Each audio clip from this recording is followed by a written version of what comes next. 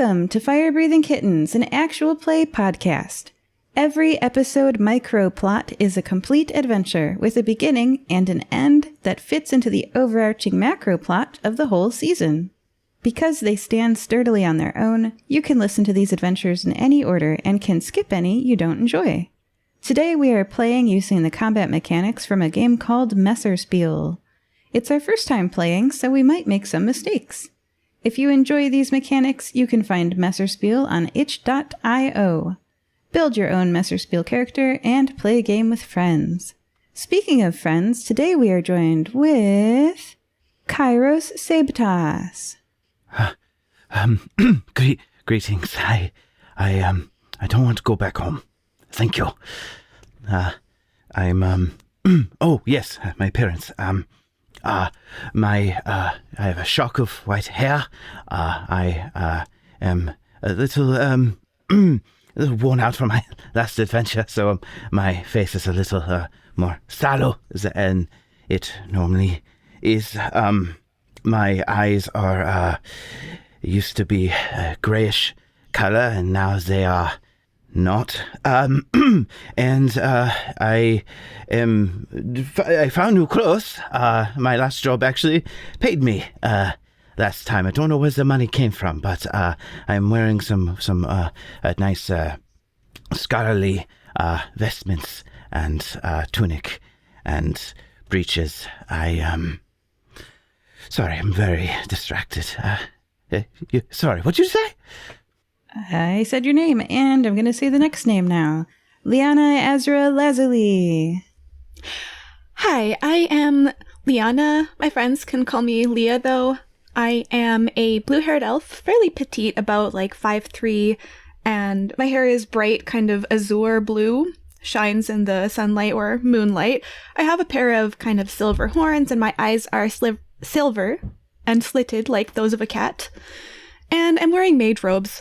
Right now, I'm poring over a tome that I have in my hand, and I'm just kind of trying to figure out what to write. Is that a ta? Kureta? What symbol should I do for this one? And you can see she hasn't slept she hasn't been sleeping very much lately. But yeah, that is Liana. And Arthur331. Hello, my name is Arthur331.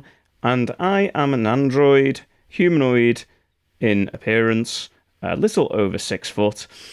I am attempting to blend in a little bit more with humanity, so I'm wearing a long duster coat to cover my metallic body, and wearing a trilby hat to try and cover part of my face in shadow. And that is me. Fantastic. Before we start the adventure, we'll first summarize the mechanics of Messerspiel. Every character starts with a pool of 6-sided dice. One of these dice should be different colors than the rest. This is your stress die. Play loops through 4 phases: situations, goals, actions, and outcomes. Phase 1, the referee will describe the situation. Phase 2, state your goals and those of your character. And Phase 3, describe your character's actions and resolve any risky actions. To resolve a risky action, roll 1 dice from your pool for each of the following statements that is true for your character. 1, you are not injured. 2, you are trained in what you're doing.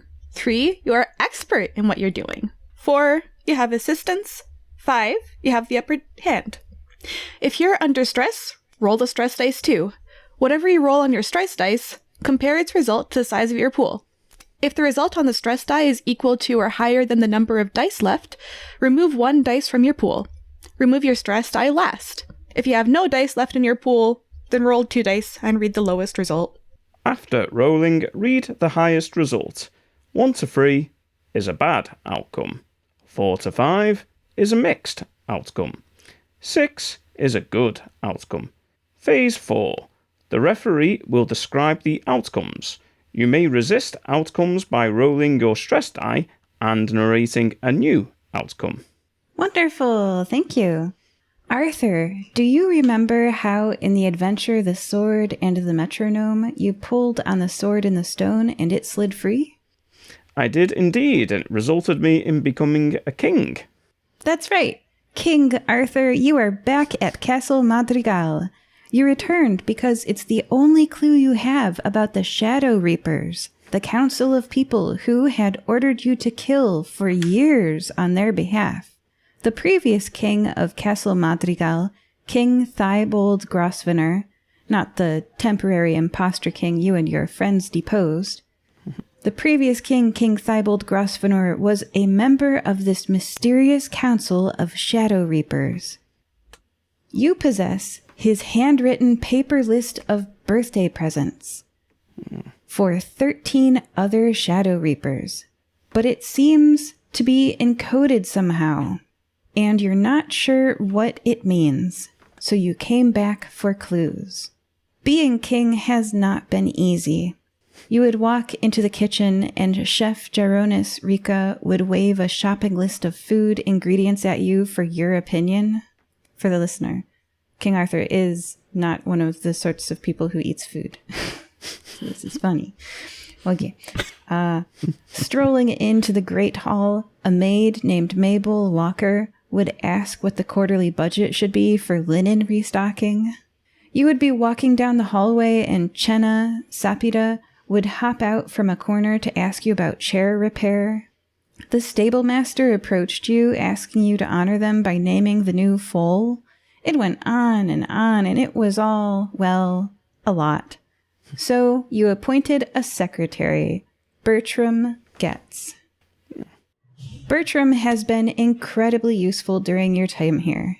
Rather than each of your maids, butlers, chefs, stable hands, etc. other employees individually bothering you throughout the day to tell you their needs and complaints, Bertram summarizes it all in a once-daily report to make your life easier. You tell Bertram to do something, and very quickly it is done. Your employees have stopped popping out of secret passageways to accost you about your preference on cane webbing vendors. And although you're not sure how long you'll want to stay king, for now, you can at least live here in peace while you do more research. The one thing that really bothers you, though, is how a deadly dangerous artifact was just laying around here. Nobody noticed because with a castle this old, there are tons of artifacts everywhere. And it's not even clear what is and isn't an artifact. Because a tiny metronome caused so much trouble last time, and frankly killed so many people, you have made it your mission to collect, catalog, and understand the dozens of old odd antiquities here in Castle Madrigal. For that, you'll need some help. It's a good thing you have friends. In the adventure Scamantha in the Sky, you met a fellow fire-breathing kitten who was literally a dragon, hundreds of years old, and full of knowledge about magical artifacts. Do you have any questions about the thing I just read that was really long? Probably, but I cannot think of any at the moment. Okay. Does not compute. Does not confuse. Too much information leads to Arthur appearing to be drunk. Because his Bertram mind Getz. is... Bertram Getz. That's your helpful. You don't need to know anybody else's name because you've got Bertram. Mm-hmm. Yes. Okay. All right. So now I will keep going. Lia, your fellow fire-breathing kitten Arthur asked you to come here. He said that as a centuries-old, incredibly magical dragon, you might recognize what some of the artifacts he's found in his castle are. He told you about what happened in the adventure The Sword and the Metronome, where a magic artifact that had been in Castle Madrigal all along was used to kill its occupants, partially because they were ignorant of it. He's decided it's best to catalog and learn about what all is here. Meanwhile, Kairos, you were last seen wandering through the swamp, muttering at an 8-inch tall statue you held. You were lost in your thoughts for a while, but now you look up, and the sight of Lia clears your mind. You're a few hundred feet away from Lia, having stumbled out of the woods into a clearing. Lia, you are standing in the rain at sunset. It's quite beautiful, actually. The rain pitter-patters into the water of a moat, which rings around a castle. The tall stone castle walls rise up into the darkening sky, which transitions from red sunset at one horizon to cloudy night. As you raise your head to look up the torchlit stone castle wall, cold raindrops hit your face. This feels nice after being out in the sun all day long. Wouldn't you say, Kairos? Kairos looks around, over and under, looks at the figure that he's been carrying, and it is gone. He pats himself down, looking at the clothes that should be torn, tattered, muddy, scraped, but now is wearing what he described, these very nice collegiate fantasy vestments. Pats for his bag that he carries all of his mutagens, serums, and there he feels a much smaller version of the same said statue as he looks around. Yes, it is quite nice and not a hallucination at all. This seems like the perfect time for a roll. Okay. Woo! This is a sanity check. What? Why do you say that? How much of what you perceive is what Lia perceives? That's a very good question. This is rolling all 6 die with the stress die. So we're going to go through this checklist thing. Are you injured? I thought I was. I thought I was heavily injured from my previous adventure, but as I look down, I'm perfectly okay. Because you are not injured, you get a dice. Are you trained in sanity checks? Oddly enough, yes. Yes, I am. It takes a lot of mental fortitude to discern what's real and not, and what's fake. Yeah, you get a second dice. Are you an expert in what you're doing? Oh, definitely not. Okay, no third dice. Do you have assistance? Oddly enough, I don't think I do. Lia, I want to say Lia helps as a grounding, but the fact that she's here and not perturbed at all what just happened, I want to say 5 minutes ago, I want to rely on Lia, but considering 5 minutes ago, everything was on fire and now everything's fine, her presence is more disturbing than helpful. Yeah, when we last saw you, there was a bonfire and a... Pardon? Is Arthur there as well, or...? Nope. Nope, not yet. Okay. Not yet. Oh, right. I made a bunch of people die. I remember. Yes, you did. Yes, everything was on fire. Poor Horace. He was in his feels, let's just say. And I definitely wasn't wandering the swamps for weeks. Do you have the upper hand? No, I never have the upper hand on my mind. Are you under stress? I would say yes. This is quite stressful. Then roll a stress dice, and I think you had 2 other dice. I was not injured, correct? And I am trained, yes. And the highest die is a 4, but the stress is also 4. When your stress dice, is equal to or higher than the number of dice left. So you have 6 dice. Everyone starts with 6 dice in their pool. So it is not equal to or higher than the number of dice left in your pool. So you do not remove a dice from your pool. And your 4 gets you a mixed outcome. So Kairos, you are holding that statue and talking to it as if it were Lia. Lia, Kairos is holding a statue and talking to it as if it were you. You last saw him wandering off into the swamp with this statue. So Lia, Kairos is holding that statue that the cultists were worshipping in the adventure Gaslighted Up. A statue that makes the hair rise on your arms. It's an 8-inch tall statue of the entity Zuekt, a creature of many different eyes. Sinewy flesh connects all of its appendages. With a body of different vacuous holes that resemble black holes and beehives, it has one massive, giant reptilian eye. Please make a sanity check yourself. Let's see if you spent the adventure talking to a statue. I don't know if I would say that I'm trained. Definitely not injured. I'd probably say probably just the 2 die. Just the upper. No, just the not injured and stress. I guess I would just have the 2 die of being not injured and stressed, so I'm gonna do that. So This is the I got worst a game of 5. telephone with an Eldritch D'ing. I got a 5 and a 6. The 6 is on the stress die. Ooh. Ooh.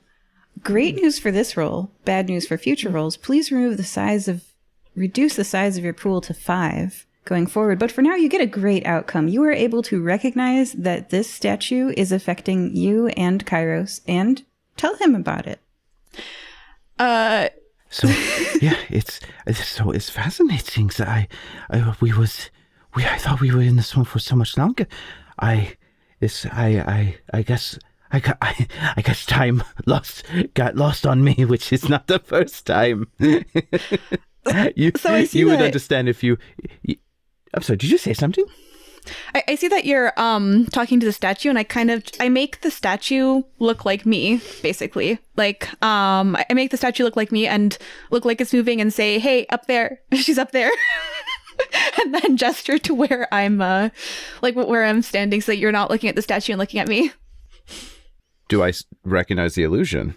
Yeah, she got a 6, so this is a Fair good enough. outcome. You're able to tell that you have been talking to this statue for the past few weeks and that you're out of it now. You're back to the same reality everyone else is experiencing. And you guys are standing outside of a castle, outside of a moat. I take a moment. I pause. I reach back in the bag where I thought it had shrunk and it's not there. And I look at It's in your hand. I look down and I am a mess. As my mind coalesces into what I am: ravenous, I am dehydrated, I am dying actively, and I just hold it close and I look over at you, Lia, and I go, "So it appears." So, well, you look kind of dehydrated and like you haven't eaten anything well, so here's some snacks and you can go ahead and take a swig out of my... Oh, I only have my flask, sorry. And it's actually very strong alcohol. Out of curiosity, before we, are we on a job? I mean, okay, Arthur asked us to come and help him with some magical artifacts, and I mean, he asked me. I just happened to see you, and you're just like, hey, you kind of look like you know what you're doing with magic, so yes and no. We are helping a fire-breathing kitten out. Maybe we'll get something from the job, like a magical artifact or something. That's what I'm hoping. Like, he'll give me one of them. So you did not abandon me in the swamp. You found me and brought me here on this job while I was rambling mad? Yeah. Yeah, sure. Yeah. Fascinating. Here, take a swig of this. You'll feel better. Go ahead, take a swig, spit it out immediately. That is grain alcohol. Yeah, it's good, isn't it? And then she just takes like a big swig from it. I put the idol into my bag, into a separate compartment away from my mutagens and vials, and I clench and wring my hands and go, You said this place is has magic, yes? Yeah, it's Arthur's castle. Have you met Arthur 331? I have not met the 3300th 11th Arthur. No, maybe the 27th one, possibly, but not up to that number. No. Okay, well, you'll definitely have a lot to catch up about then. Let's go see him. We can meet him. He's pretty cool.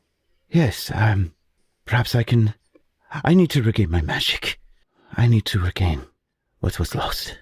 I need to think. I need to think. I'm sorry, where are we? Here, come with me. We're in front of a castle.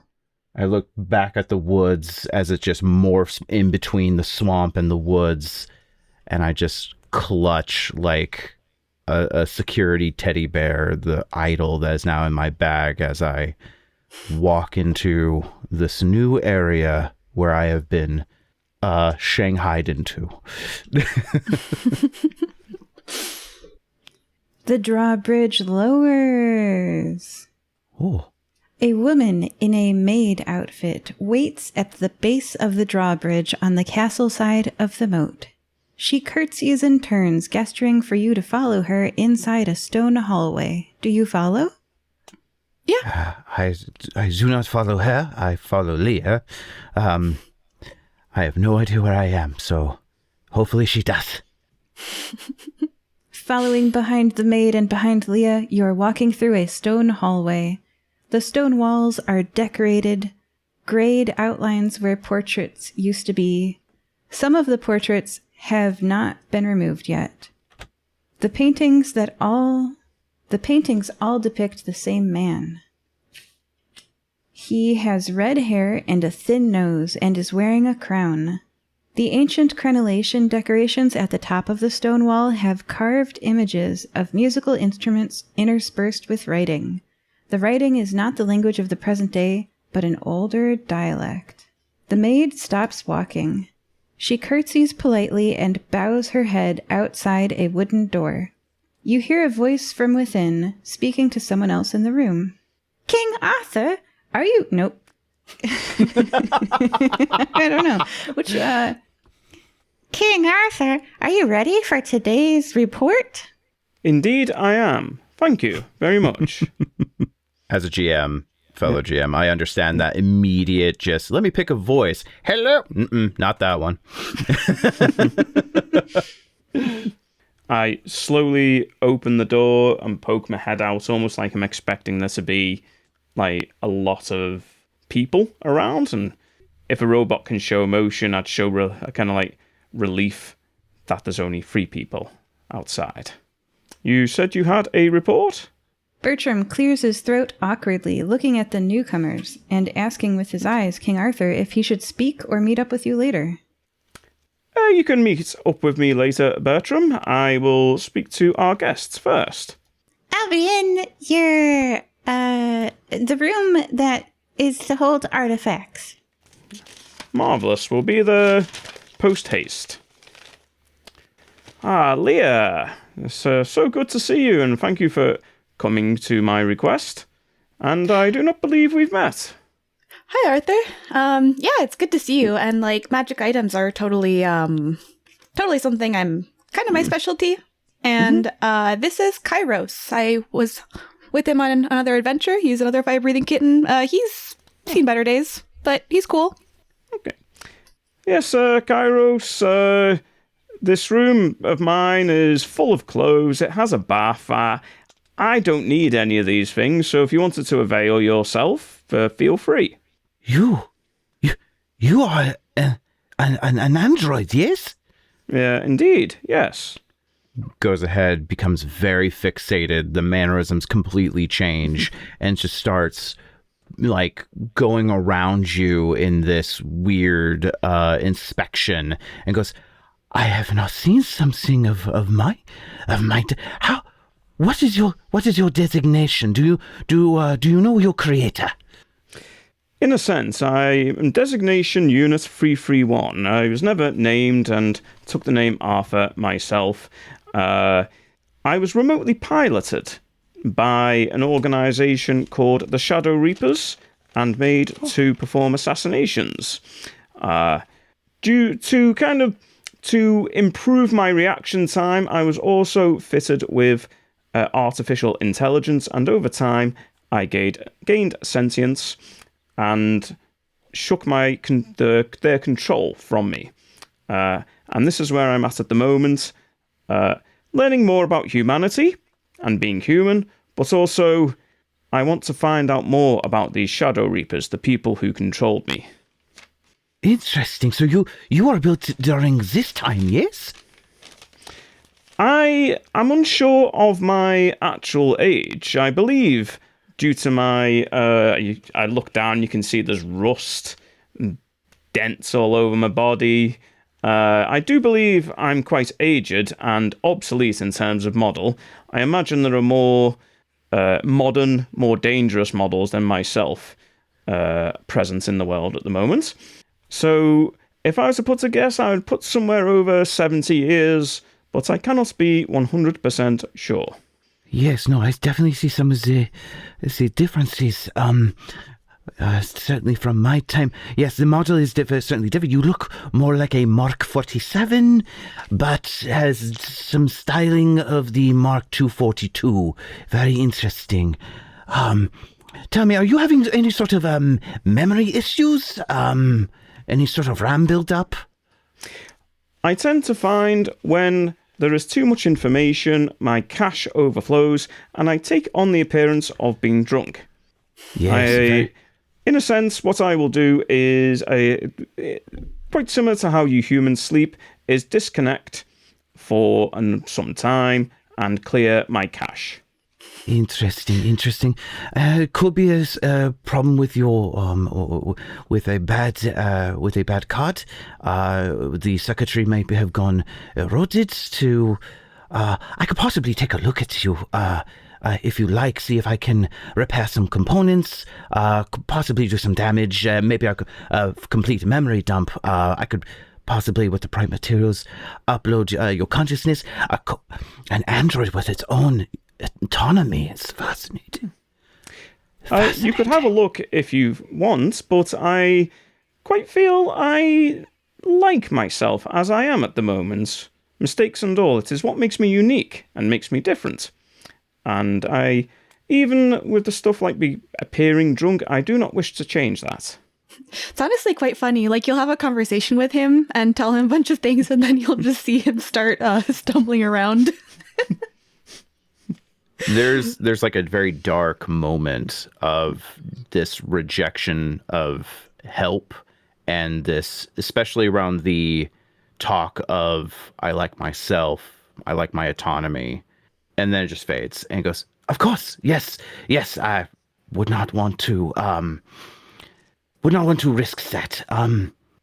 However, I believe Lia brought me to help, as we have been traveling for some time." As he stepped closer to you, Arthur, you felt, as Kairos asked, "Oh, can I take a look at you?" and stepped closer, across the room, and you're now within arm reach out distance. You hear a command in your mind, a strange presence. Hearing it triggers a bit of PTSD as it reminds you of the commands and remote piloting the Shadow Reavers did to you. It says, "Pick up the statue. Open the bag. Pick up the statue." Please make a roll to see if you have to or not. Okay, I've scored a 3.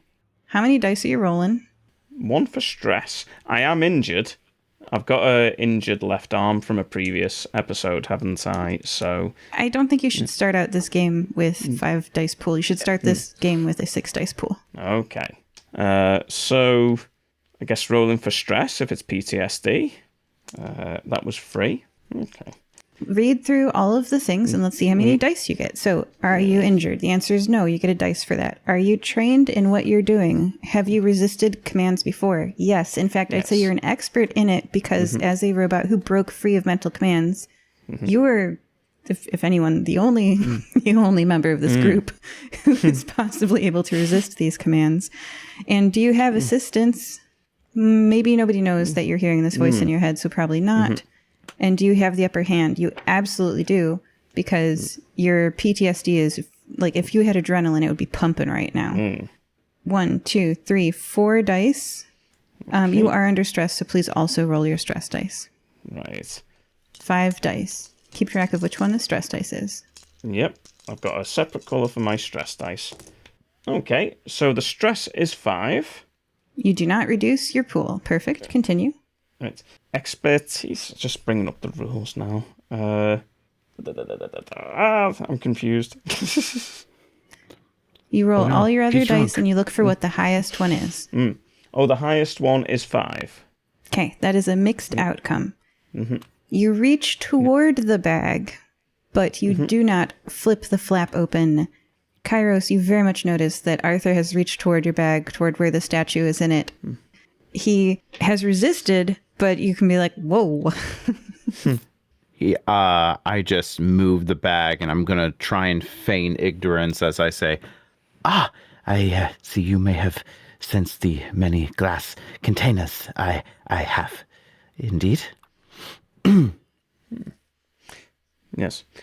I have to profess that the closer you got to me, there seemed to be a strange occurrence where I heard the voice, or a voice, of one of the former people who controlled me. Indeed. Kairos, if you don't mind me asking, do you have an object with you that has maybe not always been in your possession? It maybe has been in the possession of others? I do not. No, I don't. I kind of look at him for a second. There's this moment where it just shifts over. Kairos, because you rescued him from the swamp and did not abandon him, there is this level of trust that he has with you, Lia. As he just looks back at Arthur and says, No, I do not. Everything that I have on me, I own. So I would not mind owning new clothes if you're willing to provide. I also, not to get ahead of myself, as he quickly tries to distract with requests. I am back in my time, or at some point, was an artificer, an archmage as well. I have long since been unable to cast spells since finding here. You say this place is a treasure trove of relics and magic and knowledge, yes? Indeed, very much so. In fact, my assistant Bertram has been endeavouring to collect, record and categorise the artefacts that have been contained within this castle. This is why I asked Lia to come here. I believe she has expertise in identifying these items and can help us hopefully. Fantastic. Should we go and have a look at these items then? Yes. After I can clean myself up and Absolutely. don't be silly, I only ask if I were to assist you with this, if I could study some of these, perhaps regain my magical abilities. Absolutely. I have no use for them. I have no propensity for magic, so they are essentially useless to me. Wunderbar. Fantastic. I would also offer some advice, Kairos. If there is something that you have with you that has formerly belonged to the Shadow Reavers, understanding them as I do, they would probably be wanting it back. Well, it's a good thing that I have nothing that belongs to them. I only have things that belong to me. Indeed. Avail yourself of the bath, the cabinet, wear anything you like. I have no use for it. Your generosity is greatly appreciated. Mr. Arthur. King Arthur? Let's say Arthur. Yes. Of course, Arthur. Please, give me about 20 minutes. Will not be very long. And he will give a very guilty and sly look to Lia as he shuffles off into bathing quarters and a nearby bedroom to wash up and clean up some wounds and dress himself. Yeah. And Lia kind of like looks back at him for a second, but I mean, she's not gonna snitch. It's not, I mean, if it continues causing problems, then like, yeah, she probably would say something about it, but to her it's just been a one-time thing ever since encountering it. Like, you got possessed that one time, then she felt like something strange but resisted it. So yeah, no, she'll like keep it in mind, but she's not gonna snitch.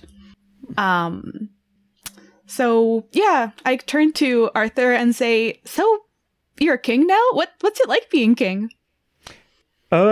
I have to admit to it being rather frustrating. I'm not very well versed in human interactions, leading humans, making decisions for humans, and the circumstances around it were quite strange. These people actually believed another person had travelled back in time with a copy of the sword that I now wield, and this person just said, "I'm the king, I have this sword." And they believed him. Yeah. I don't know. I wouldn't know anything about what that's like. I also don't think I would ever want to give commands to humans and stuff. If I were to lead something, I don't think it would be good. No. I think I would just want to destroy everything. That's all I can really do is destruction. And some illusion. I don't know.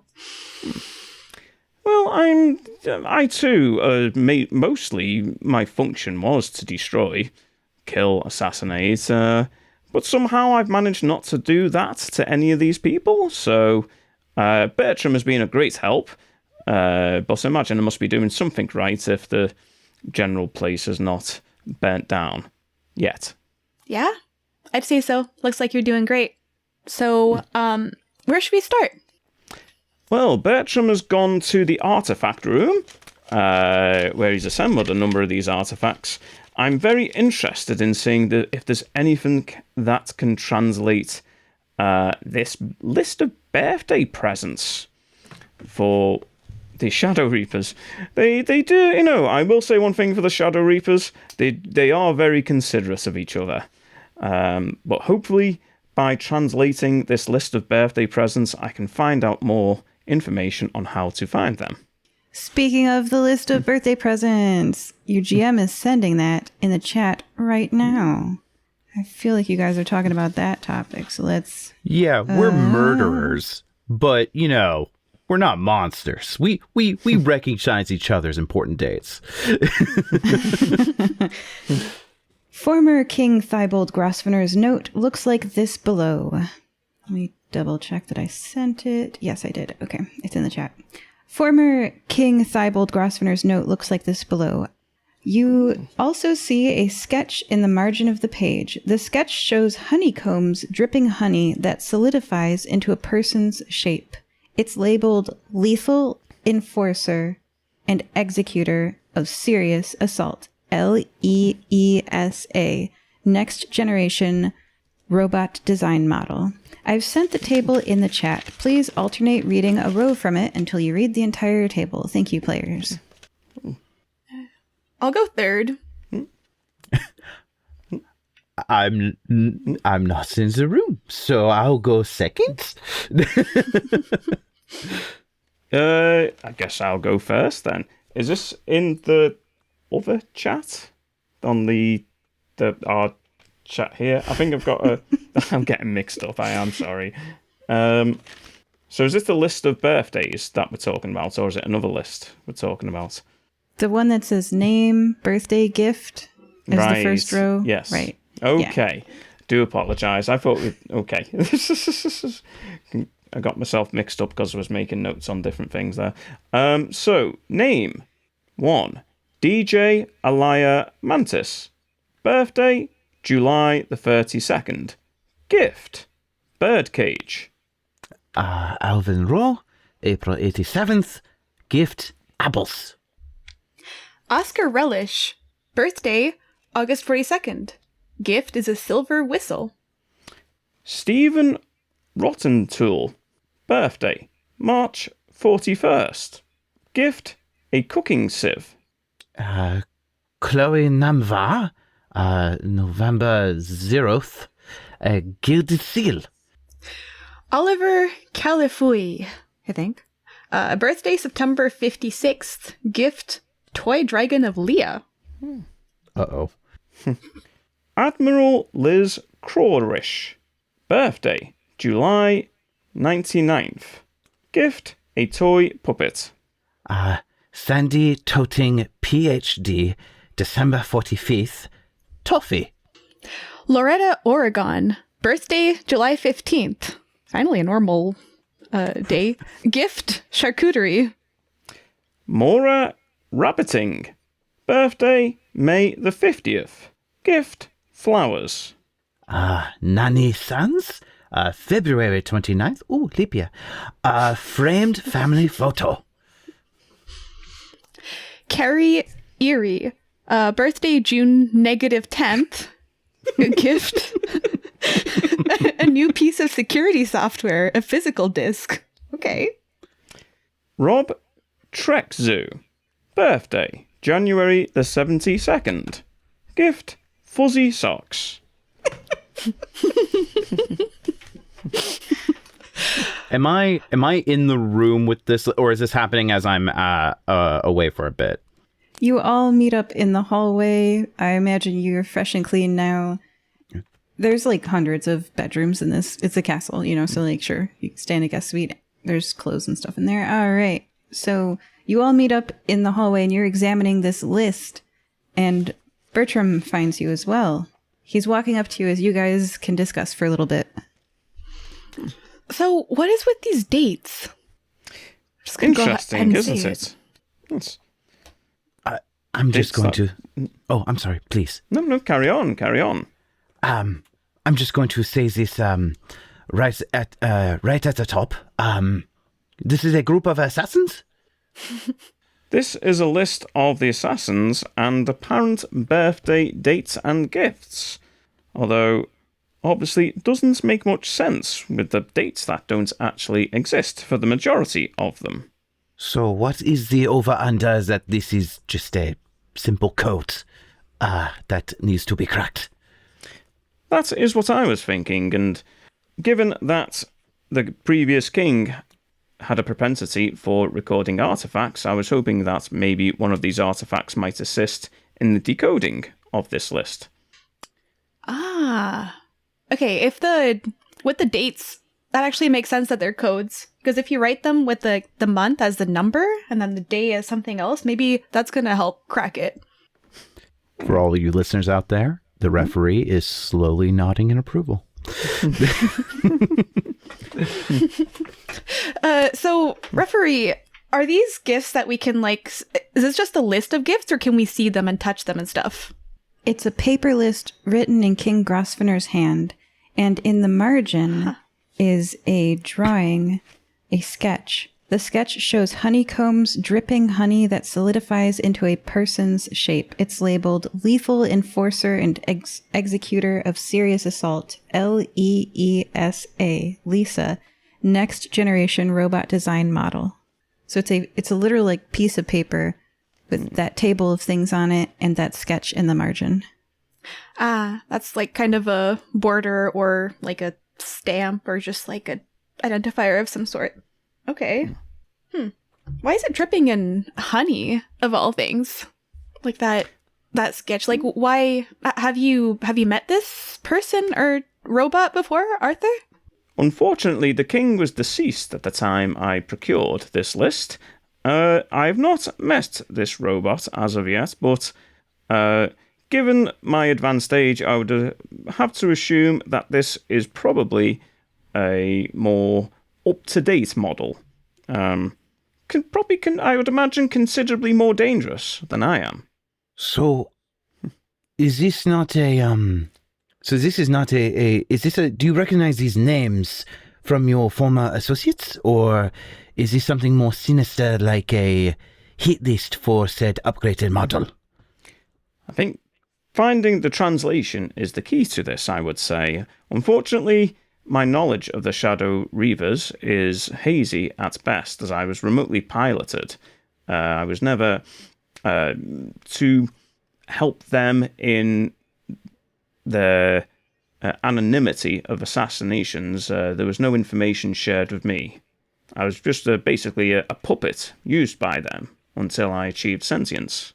So, are you still, working for them? I guess you wouldn't. I would not say I am. No, I'm very interested in finding them, and this is something I've been considering for some time. I'm interested in finding out more about being human, so to speak, but I also feel a need to confront these Shadow Reavers and hopefully put an end to their shenanigans. Speaking of which, Lia, could you please repeat what you said in regards to the code? You say it's the number of the month in correlation to the day, yes? Yeah, like maybe instead of July, it would be 07. Instead of November, it would be 11. And then like 0732, that could be some kind of code or something, because those dates don't make sense except for July 15th.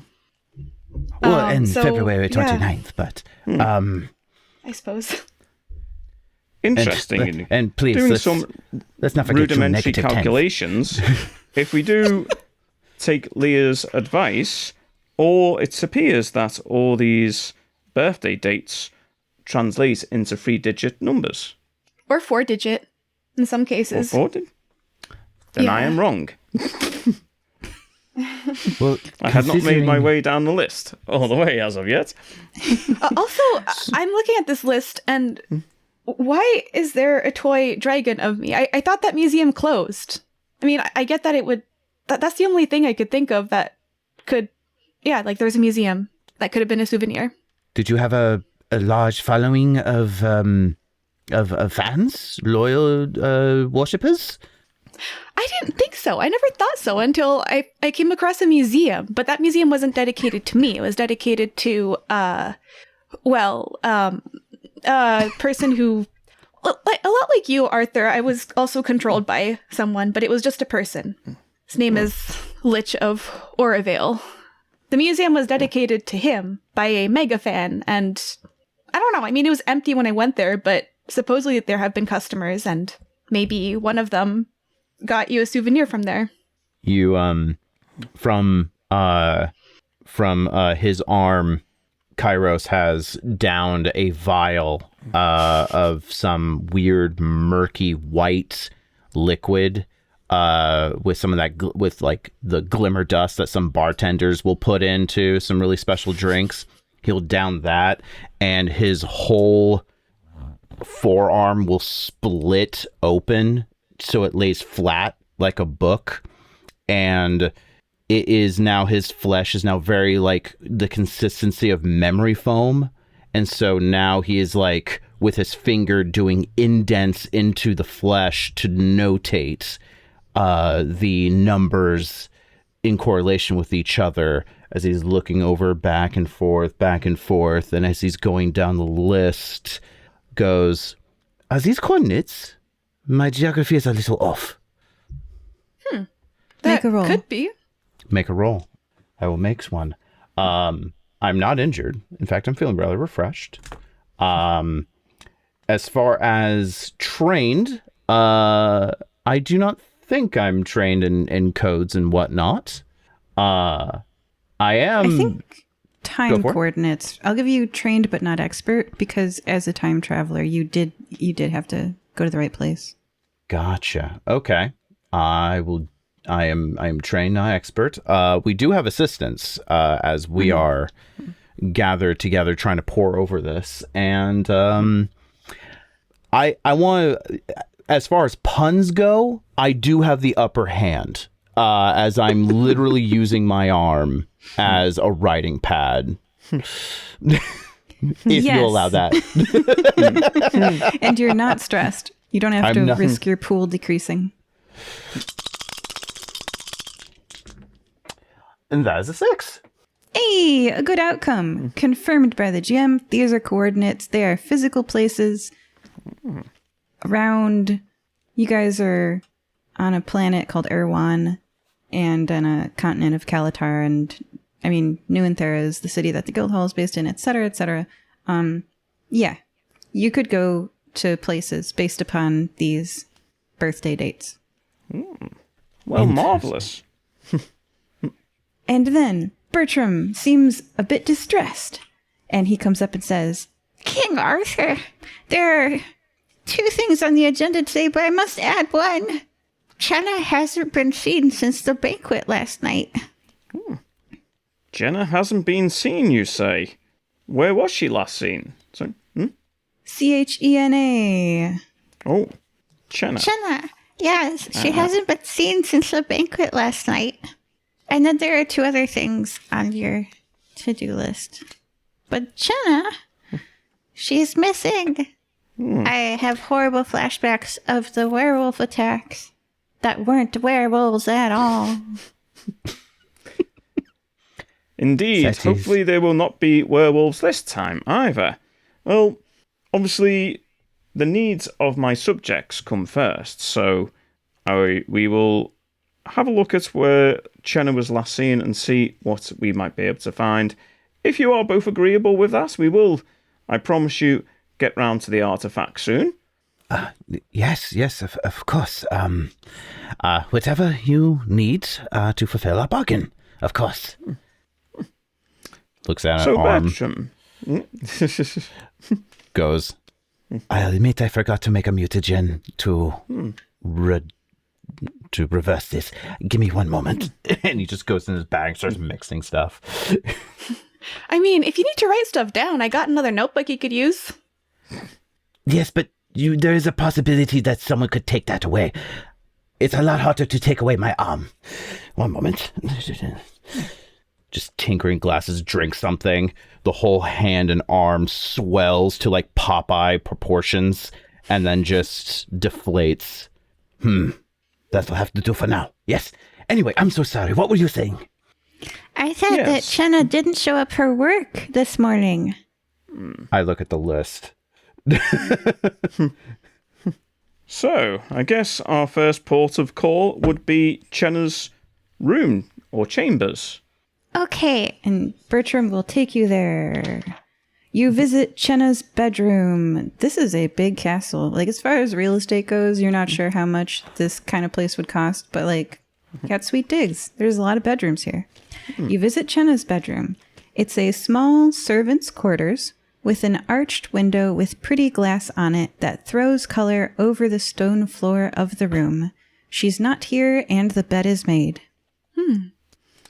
Interesting.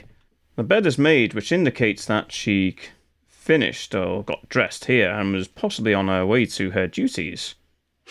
Or that she never came back after the banquet. That's a very good point. Do you remember Bertram, what she was wearing at the banquet? Yes. A blue dress. Okay, I'm gonna open the closet and see if a blue dress is there. Ooh, very good deductive reasoning. There is no blue dress here. That means that she went missing after the banquet. She never came back to this room. Supposedly. Or she came back and left with it. You sound very, very cheery about that fact, by the way.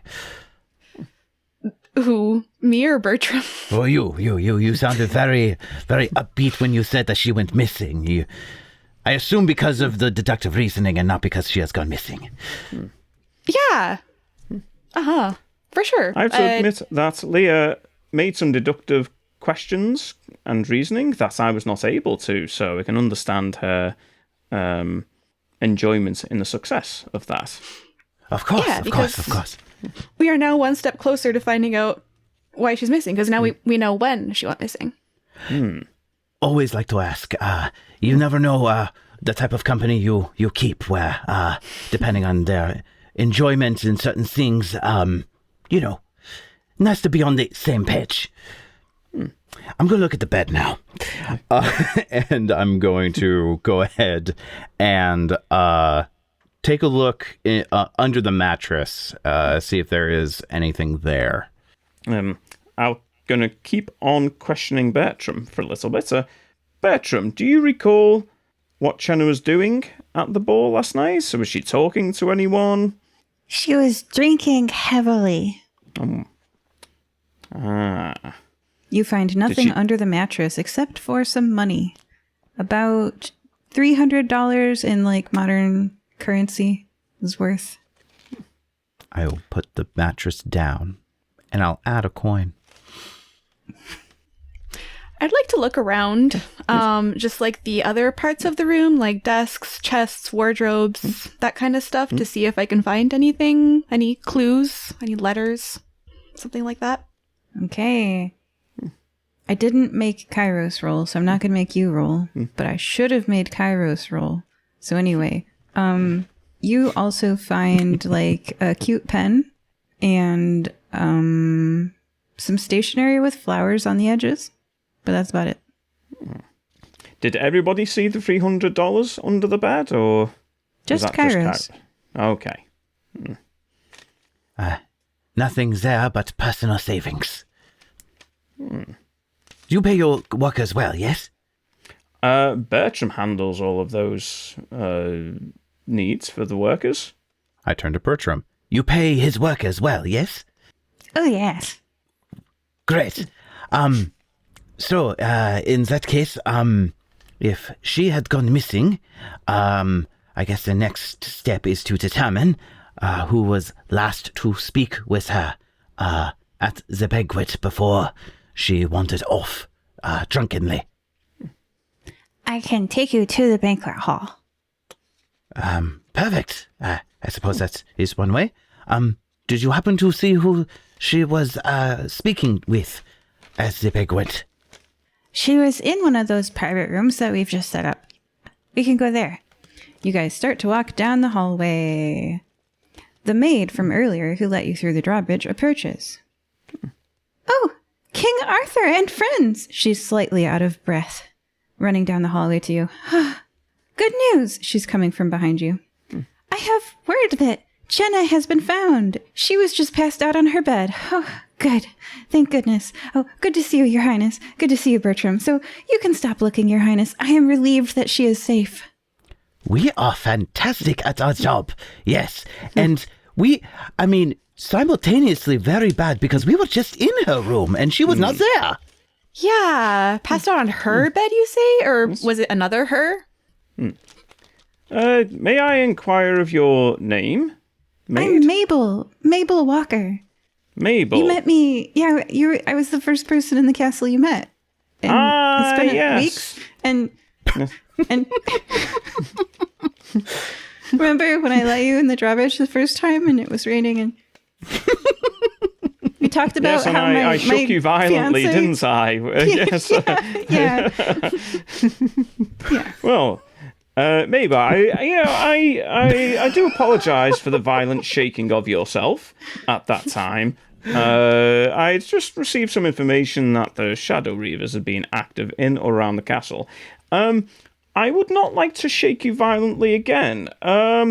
So what can you... We were just in Jenna's room and she was not there, so there seems to be something not adding up here. She backs away because you did shake her pretty violently last time. She's like, well, let's look in her room, I guess. And she just kind of like steps quickly down the hallway away from you towards the room that you guys just left. Can I do something, part of my mutations as a mutant? I would like to, as I pull back from the group, as I'm behind everybody, I would like to go ahead and pull out my eye, have it grow legs, and then skitter on the ceiling to get ahead of her to get a scope of the area. Well, that seems like a roll. I think it is indeed.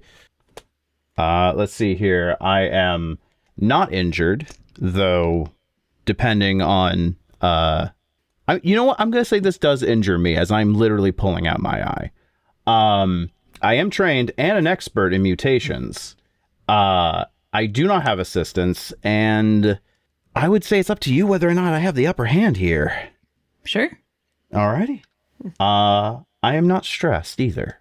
I'm going to pop a vial, and I'm going to roll. That is a 6 and 2 1s. The highest dice is the only one that matters. Your eye reaches Chenna's bedroom first. It is a small servant's quarters with an arched window with pretty glass on it that throws color over the stone floor of the room. She's fast asleep in the bed. Chenna seems to be a somewhat overweight woman wearing a blue dress, and your eye gets no sensory information other than visual. Correct.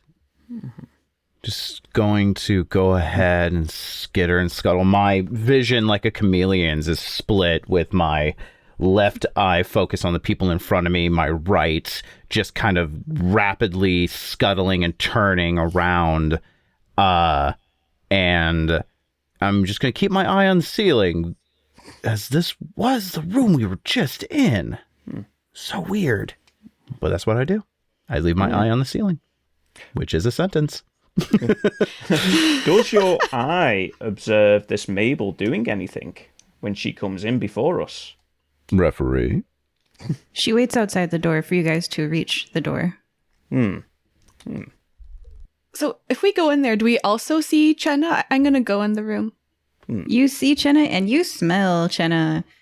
She is an overweight woman wearing a blue dress and she smells strongly of alcohol. This is not the same room we were just in. Like, there's no way we wouldn't have noticed that. I turned to Arthur.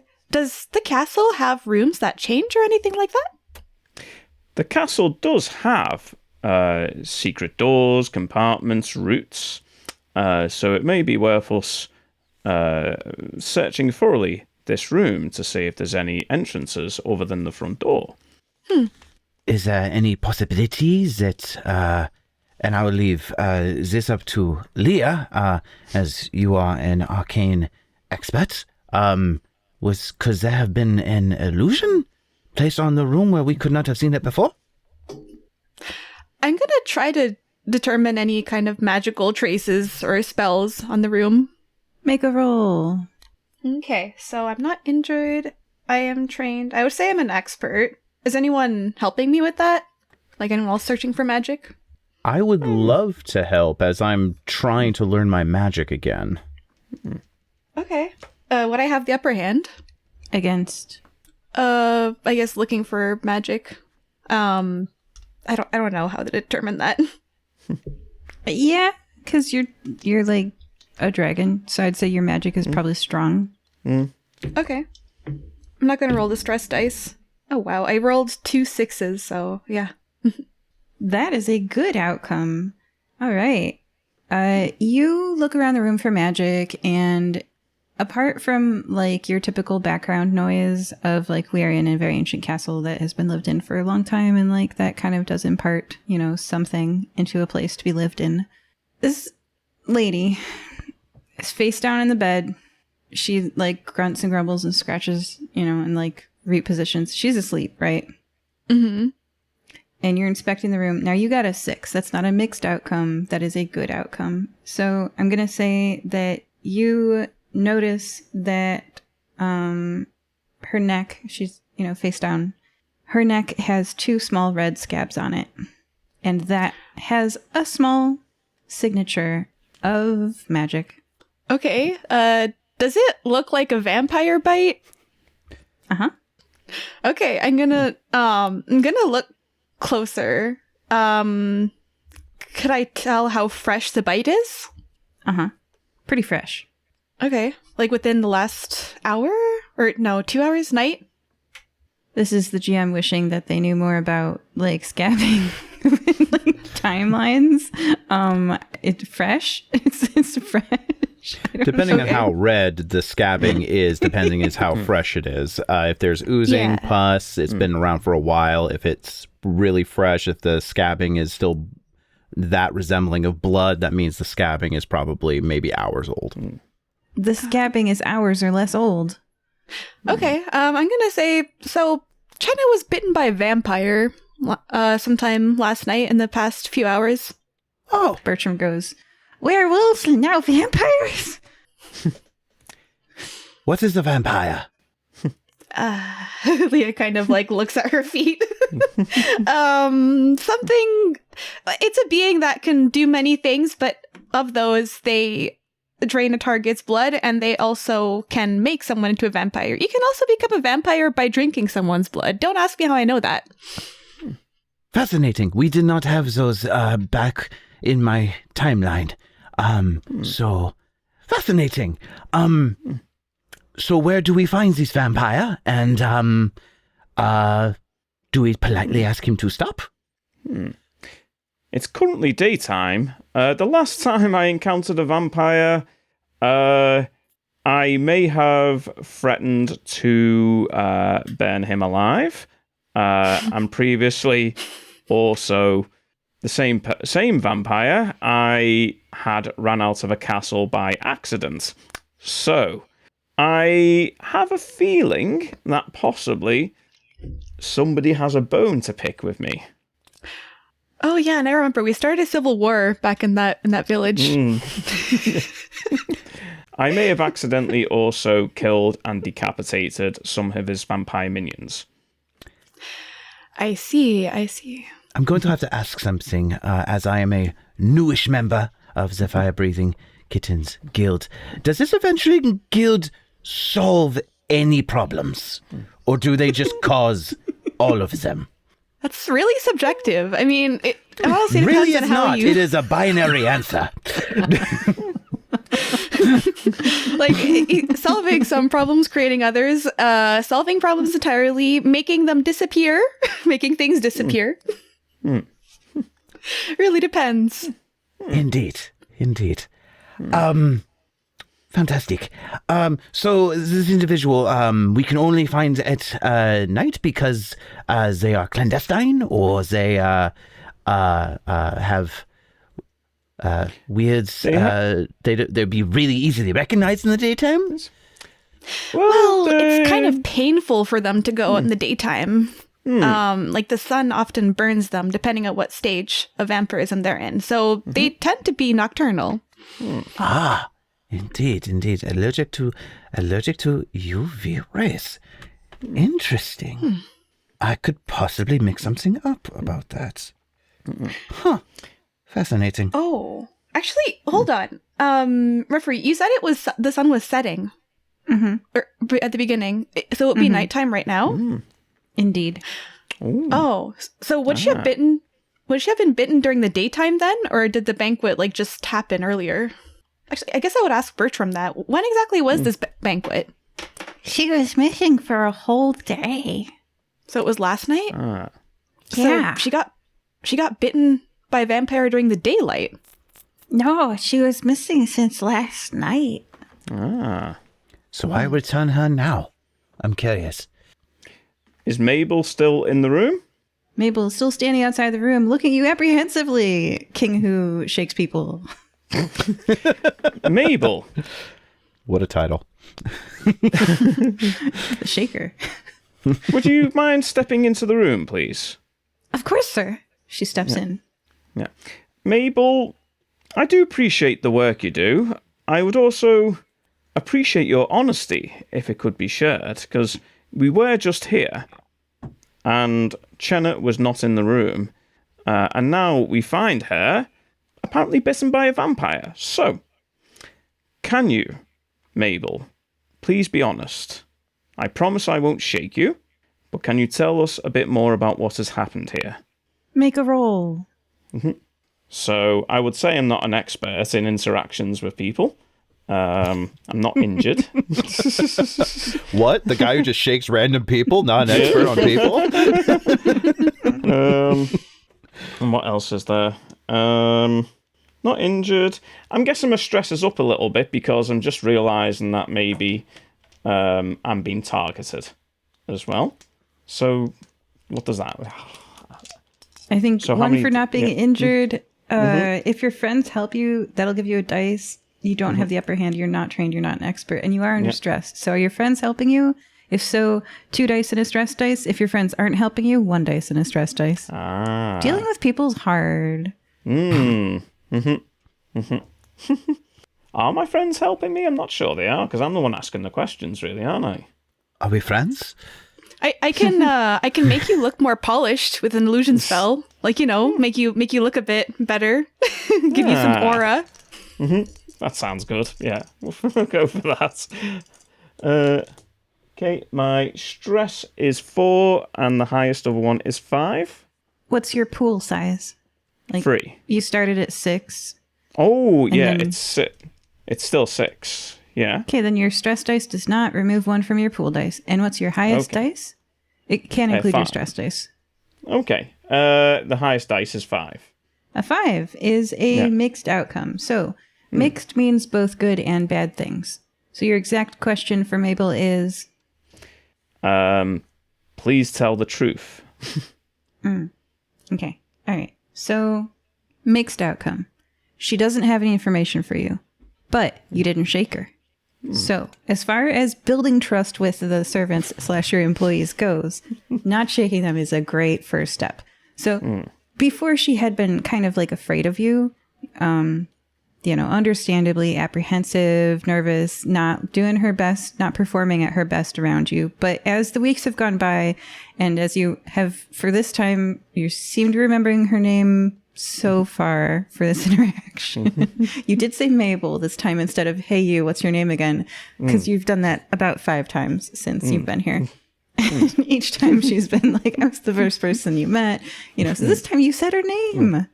So I'd say your relationship with Mabel has progressed 1 amate. Oh. And she is genuinely sorry that she doesn't have any information for you. Okay. No shakes for you, Mabel.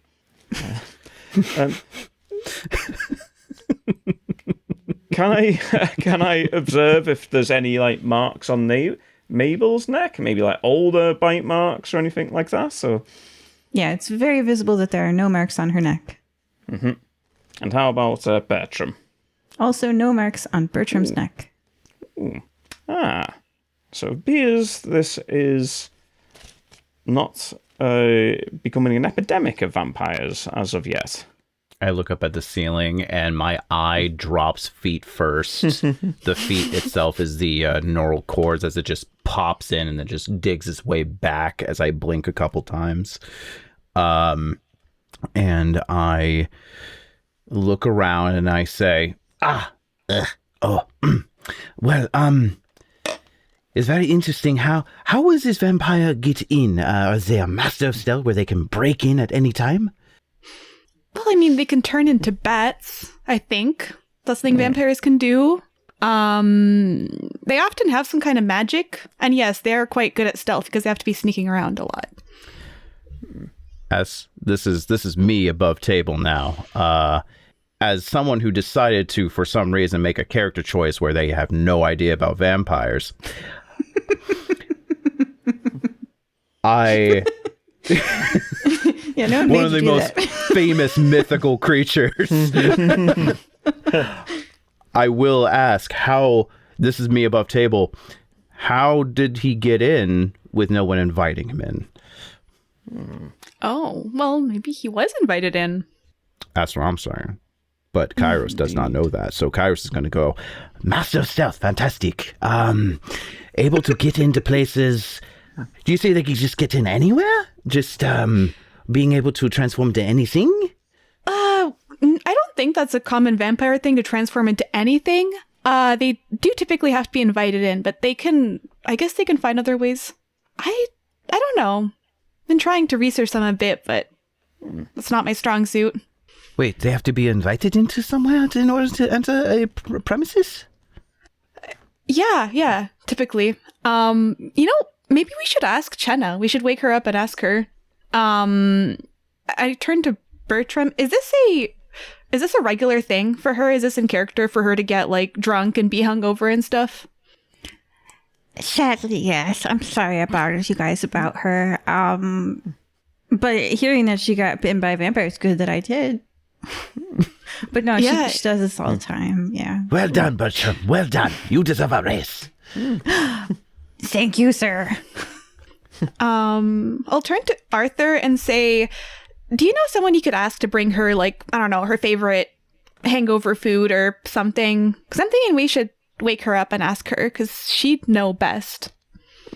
I could always give her a good shake. I mean, if that works. I'm trying to be a more benign ruler. Bertram, you seem to know this Chenna well. What might be an easy way to rouse her? Oh, yes, Mabel. Mabel goes over to the nightstand, which has a basin of wash water on it, and upends it over Chenna. Oh. I'll go with the shaking next time. Mabel splutters and sits up in bed. The snoring stops. She smells really strongly of alcohol. It's like a bar in here. And she looks around. Oh, Smoker's voice. Boss. Spluttering. Chenna, Why in my room, boss?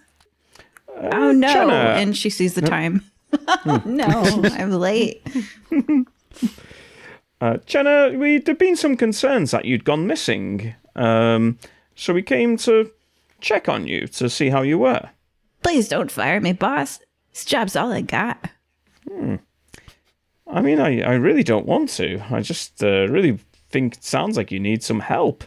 But do you recall anything of your experience last night? Yeah. There's the banquet. Mm-hmm. I'm so sorry for worrying you, boss. Please don't fire me.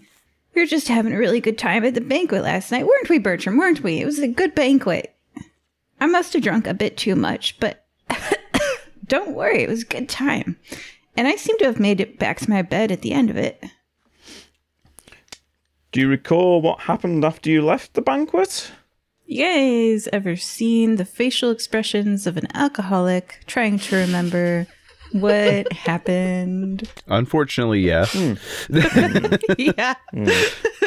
There's a series of like eyebrow raises. Eyebrow like, maybe, nope. Was that last night? Or was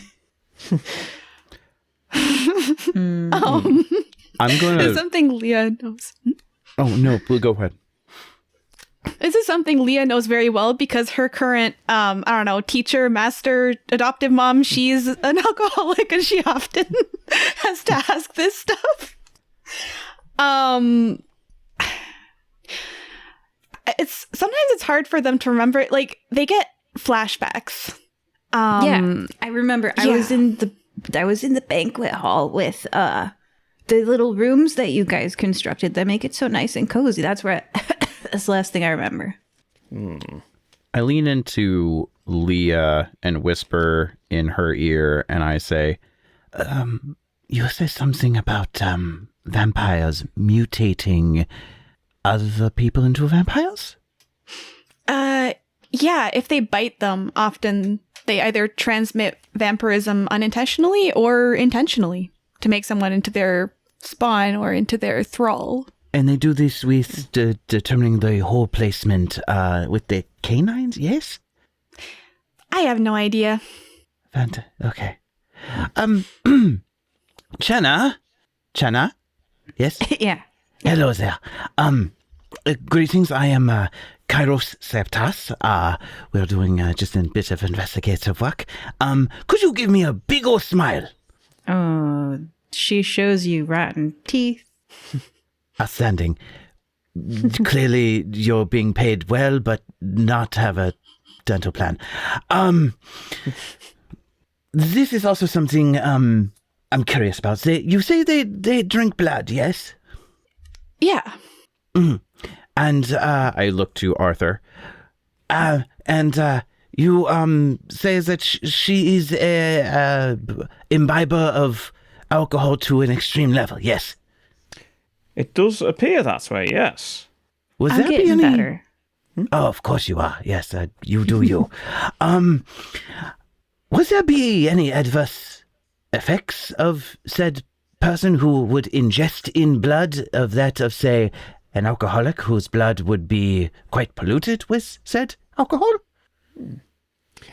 Are you inferring we could be looking for a very drunk vampire?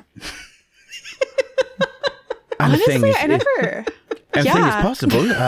Blood diseases are very communicable. I can imagine that you would want a very healthy individual to suck the life out of, else that would be, unless these vampires have ways to filter out said diseases, I would assume that any sort of blood disease or alcohol blood content or other such maladies would be transferable.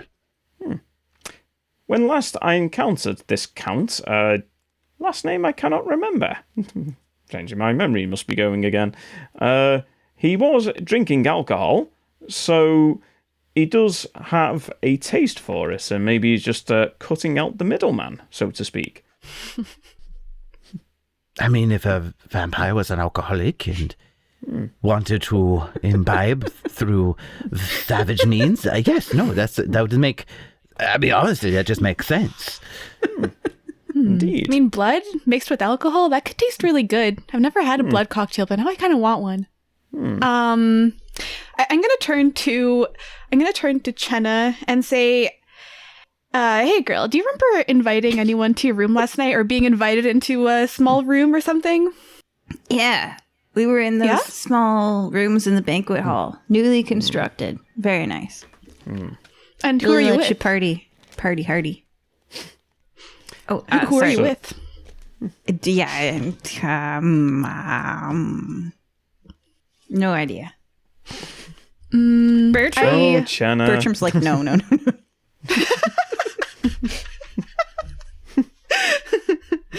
I kind of like smile and like show that my teeth are kind of like fangy. Do you remember someone who like had teeth like this? Does this jog your memory?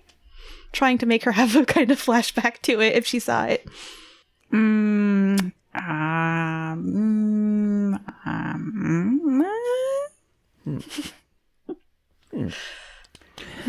She cannot remember last night.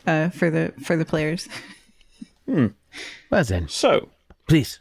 Bertram, just out of interest, has there been any recent deliveries, large objects, boxes, coffin-shaped, anything that might, anything that was like had oil coming out of, not oil, soil, sorry, coming out of it?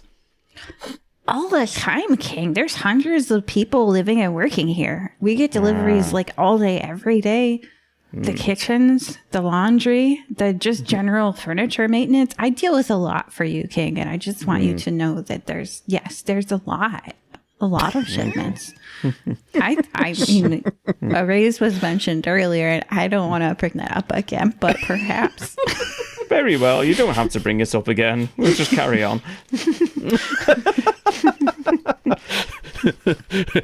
Okay, settle down. All right, I get the idea. We could talk about it at your annual review.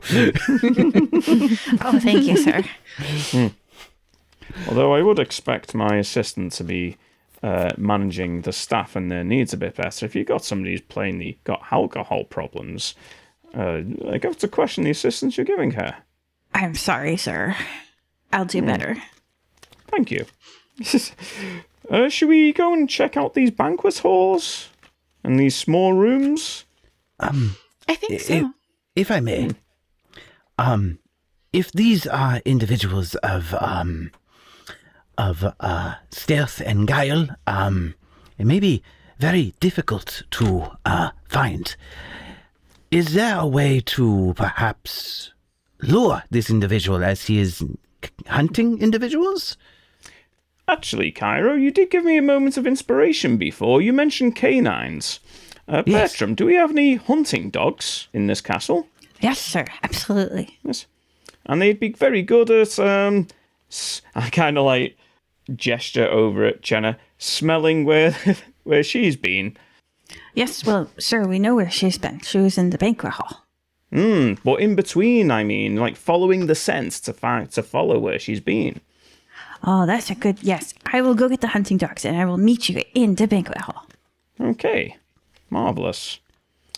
Mr. King Arthur, do you have a laboratory where I can mix some things up? And I think I can develop some mutagens that even you two can possibly imbibe for certain protections. I'm sure there's something. I look at Mabel and Jenna. Are you aware of a place like this? I'm sure there must be somewhere in this castle. Yes, sir. The laboratories, sir. Is it on the way to the banquet halls? Do you know? Absolutely, Your Highness. Yes, so we'll make a stop there on our way to the banquet halls then. Fantastic. Wunderbar. Time skip. You have the things you made. Make a roll to see how good they are. Alrighty. I am not injured. I am trained, an expert. Don't have assistance because I'm not really telling anyone what I'm doing. Not. Do I have the upper hand? Yeah, you have a laboratory, right? You're not just like roughing it. Yeah. Gotcha. Okay.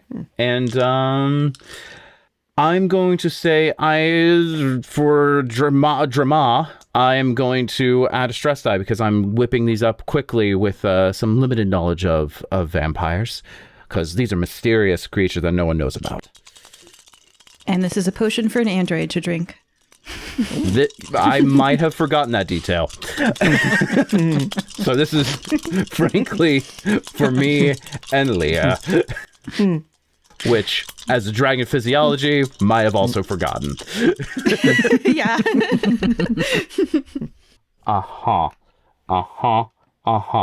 So that is a 5. And what's your stress dice? Also a 5. What's your pool size? Pool size is 6, technically. Okay, who was it a 5? I remember someone was.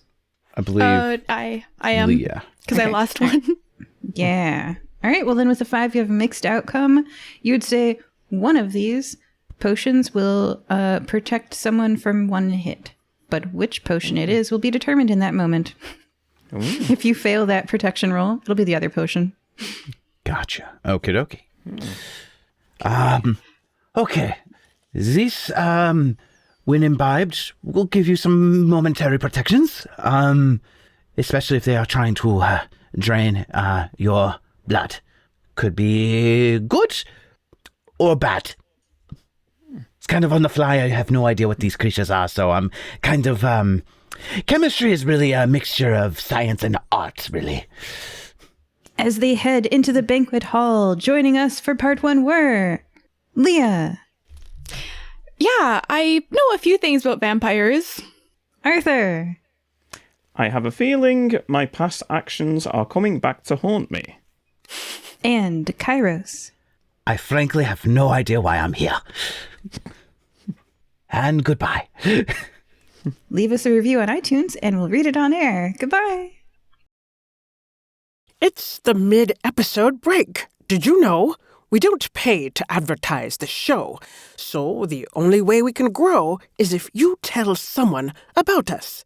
Is there someone you know who would smile at this episode? Sharing it with them would help us. Thank you.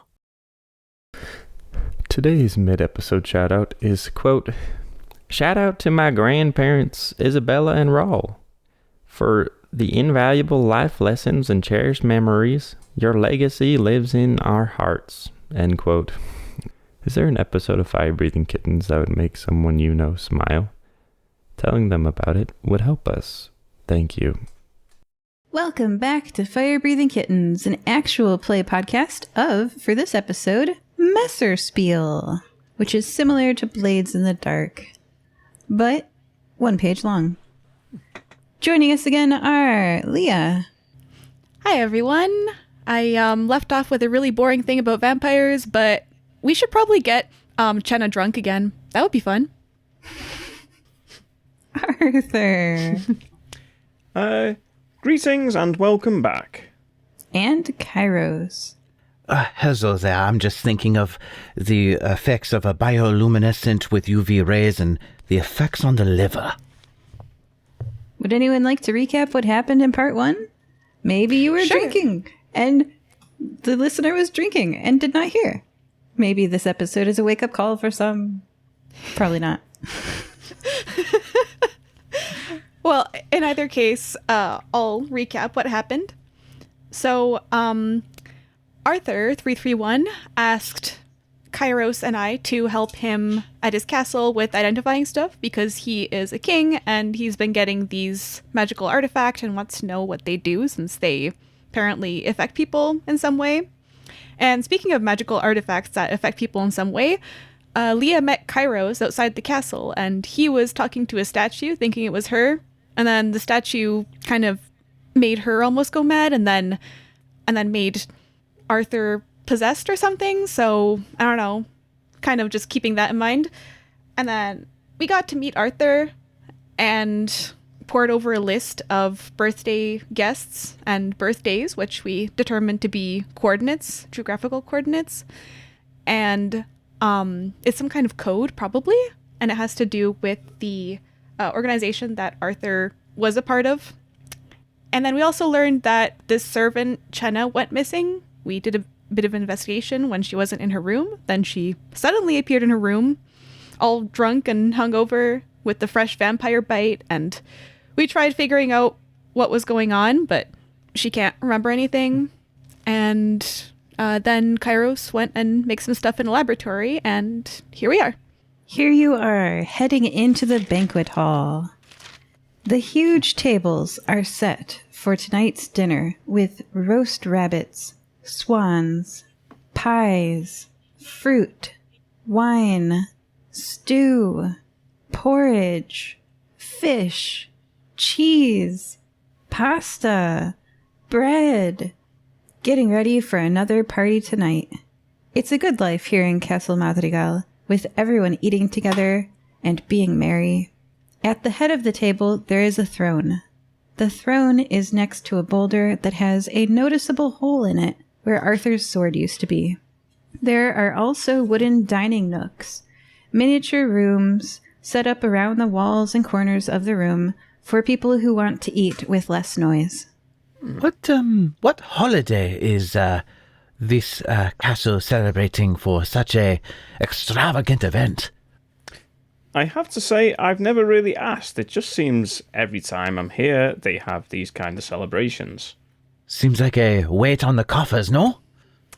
Honestly, I let Bertram figure that all out. I just pass by now and again. King in name and sword.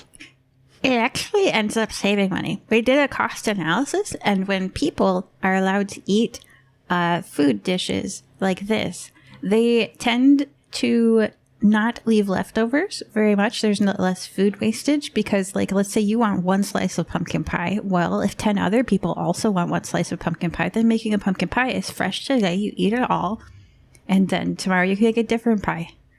And you're not eating a pumpkin pie for 10 slices by yourself. So communal living has its benefits. Fascinating. So you starve your subjects until these feasting days where they will leave no scraps, preventing food waste. Interesting. Sort of, yeah. Well done, Bertram.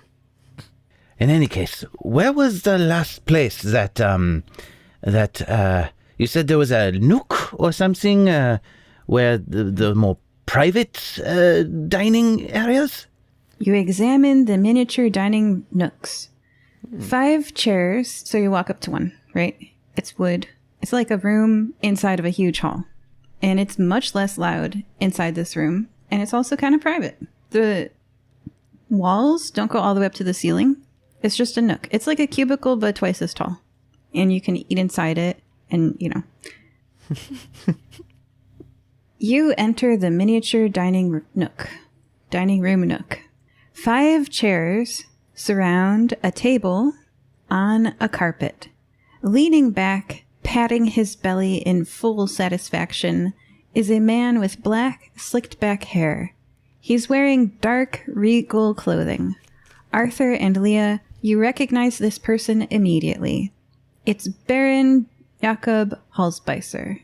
Lia, when you last saw him in the adventure Scamantha in the Sky, you and Arthur had started a riot in the town he was Baron of, Blutberg. That resulted in him being run out of town. Arthur, you saw him again in the adventure Coffin Cough, where, because you arrested the wrong person, the shipping employee George Mackerel, who had been smuggling the Baron's coffin on her ship, she was arrested in jail and no longer able to make that voyage happen. Meaning the Baron is stuck here. Where here?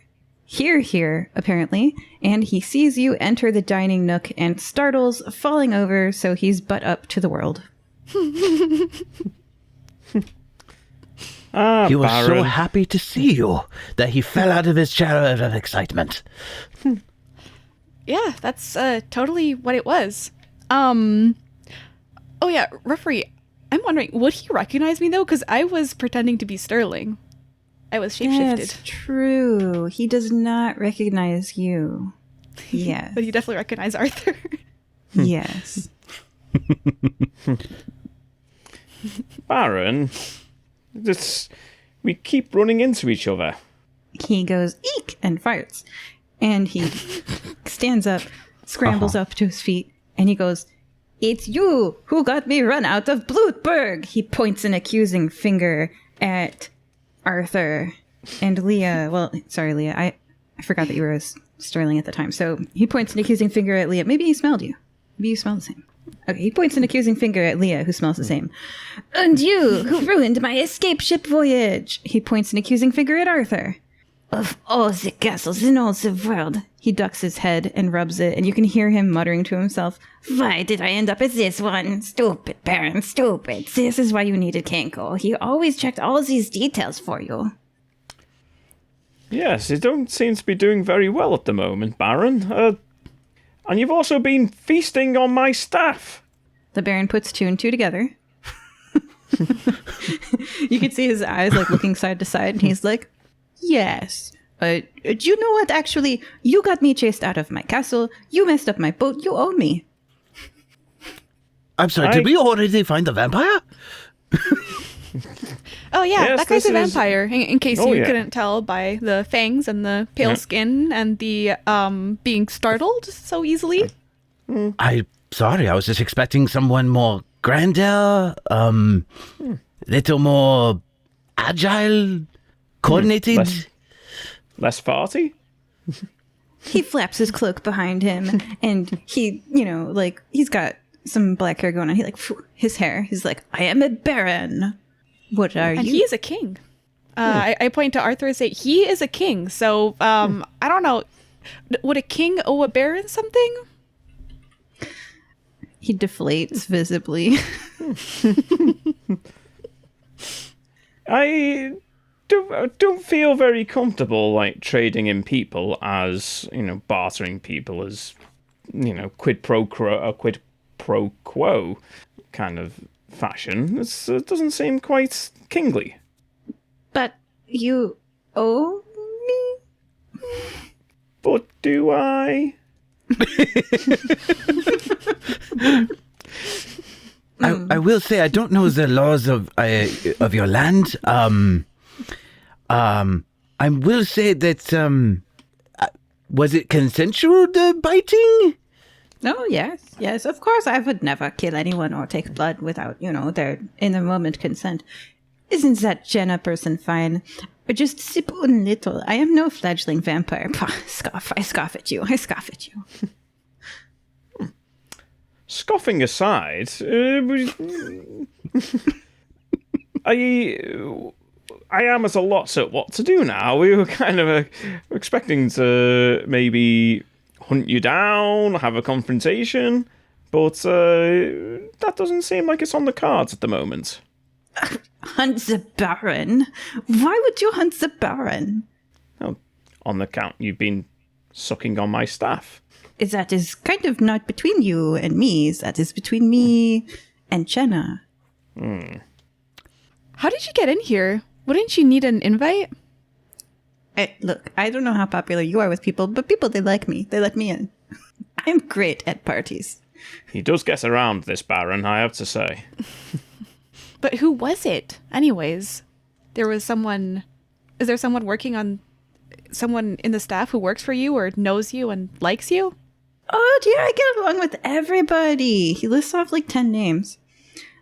Anyway, are you saying that I am not invited in this castle? King Arthur, first you run me out of my castle. Then you get me my boat cancelled. Now I can't even stay here. Really?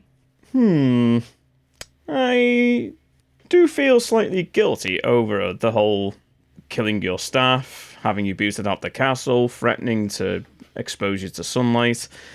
I'm in a quandary, I have to say. You're a vampire after all, and, it's... having staff take days off is just not on. Yeah, that's the problem. PTO is not enough. We don't have enough PTO to support the vampire load. That's fair. Sorry, boss. I can't come into work today. I double dipped in my vampire bloodletting and feel a little woozy. I'm just gonna have to sleep in. I tell you what, Baron. Do you promise to abide by the laws of this castle? As I go to Bertram, what are the laws? I am quite helpful, actually. But you will see. Give me a bit of time.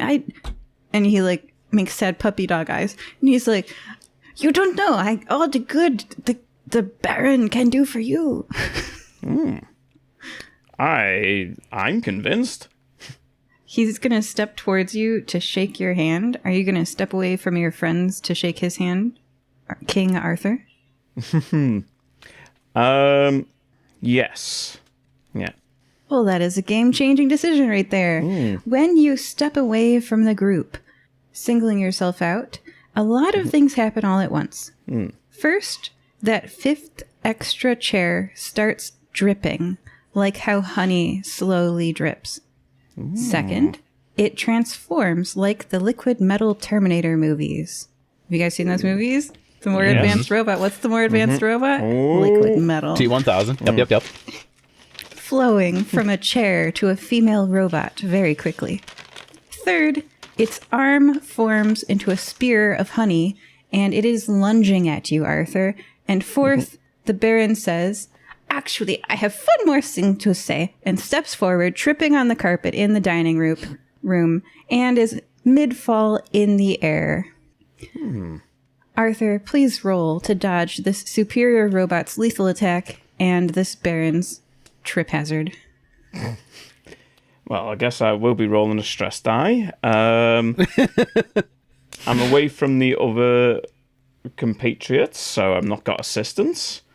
So, well, and I'm not an expert because the other person's. I guess it wouldn't be expert, would it? But would be experienced. No, you're an expert. You're an expert because dodging. You were a combat robot for a long time. Yeah, you're definitely an expert in dodging. Yeah.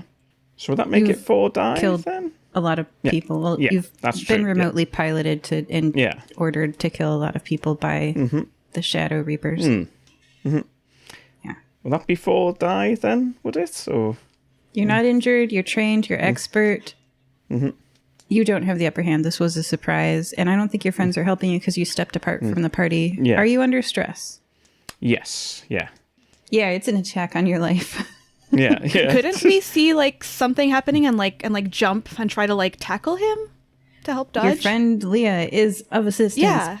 Yeah. I'll try to tackle you, I guess. Right. Okay, so that's 4 die then, is it? So and a stress die. And a stress die. Right, 5. Okay. I'm just looking where to put my die. I got a 4 on the stress die. I've got 2 6s as well. Is that? Your pool is 6, so that means that your stress dice does not reduce your pool. Okay. Yeah. And you got a 6, so that means you have a good outcome. So instead of the Baron getting stabbed by a spear of honey, like the liquid Terminator arm spear, instead of you getting stabbed by the spear, what happens is that it goes over the Baron's head as the Baron trips, to the side of you as you dodge, and embeds into this wooden wall, and I will say gets stuck in the wooden wall just for a second as it goes straight through it and up to like the elbow of this advanced robot. Oh, awesome. Okay. We have entered combat. Let's do combat turn order. So everybody, there's no official turn order mechanic in Messerspiel. We read, I think, the entire rules to you in the start of the game. So if you could all just roll a single d6 and tell me your numbers, I'll have the highest go first. 2. I got a 3. I have a 1. Ooh. Wow. You guys, wow. I think the robot goes first. All right. She removes her arm from the wall and she turns it into a hammer. So it's honey golden like amber. It's kind of pretty as it comes towards your head, Arthur. Roll to dodge. Is that the same again? Is it? Still under stress. Expert. Yeah, that's 2 dice, is it? You're not injured, you're trained, you're expert. Not injured, you have assistance. trained, You expert. don't have the upper hand right now. So 5 dice. 5 dice. Highest dice is 5, and I scored 5 on the stress die. Mixed outcome. You have, it was a 5 on the stress die, right? Yeah. Okay, so you don't reduce your pool size any, but with a mixed outcome, this dodge lands you on your butt on the floor. And we're going to go with the 3, the 2, and the 1 in that turn order. Okay. Well, I had the 3, so what I will do is I will take out the book that I was writing at the very beginning of this adventure. It's a book of spells. I'm gonna go find one that is like basically will paralyze this robot, try to paralyze the robot using a spell. So I'm not injured. I am definitely trained. I'd probably say I'm an expert at doing magic. I don't know if I'd have assistance. Would like just everyone be doing stuff in the combat count as assistance? No, I think like a chanting coven would be assistance for a spell. Like a circle of magic. In that case, I am going to... Oh, I'm not injured. I'm going to roll 3. I'm going to roll 4 die because I would say that I am stressed. Okay, so I rolled 2 6s, a 2, and my stress die is 4, so don't have to lose one, but I got 6. Describe the magic landing on and taking effect. So kind of like, I kind of take out my book and then I make some kind of sigils on it, and I point my hand toward her, and then the sigil appears and kind of in a 3D way, and then just fixes her on the spot, so she is unable to move. She is unable to move. She melts like wax melting, drips, drops, going to the floor. The honey becoming very less viscous and much more mobile. It flows around the sigils and coagulates. It's a little bit repulsive outside of the sigil, reforming into a shape. Oh man, that's honestly a great ability. Ugh, my spells won't work though. Yeah, I mean, I guess that's what I did. My turn, so to speak. And you've learned something about this physical shape. It could be liquid. It can change. Yeah. So I'm still on the floor at this point, aren't I? And the only thing I can really do is, I'd imagine, is I've still got my king sword with me, so I just swipe up, do like a swiping uppercut with the sword as much as I can. Still under stress.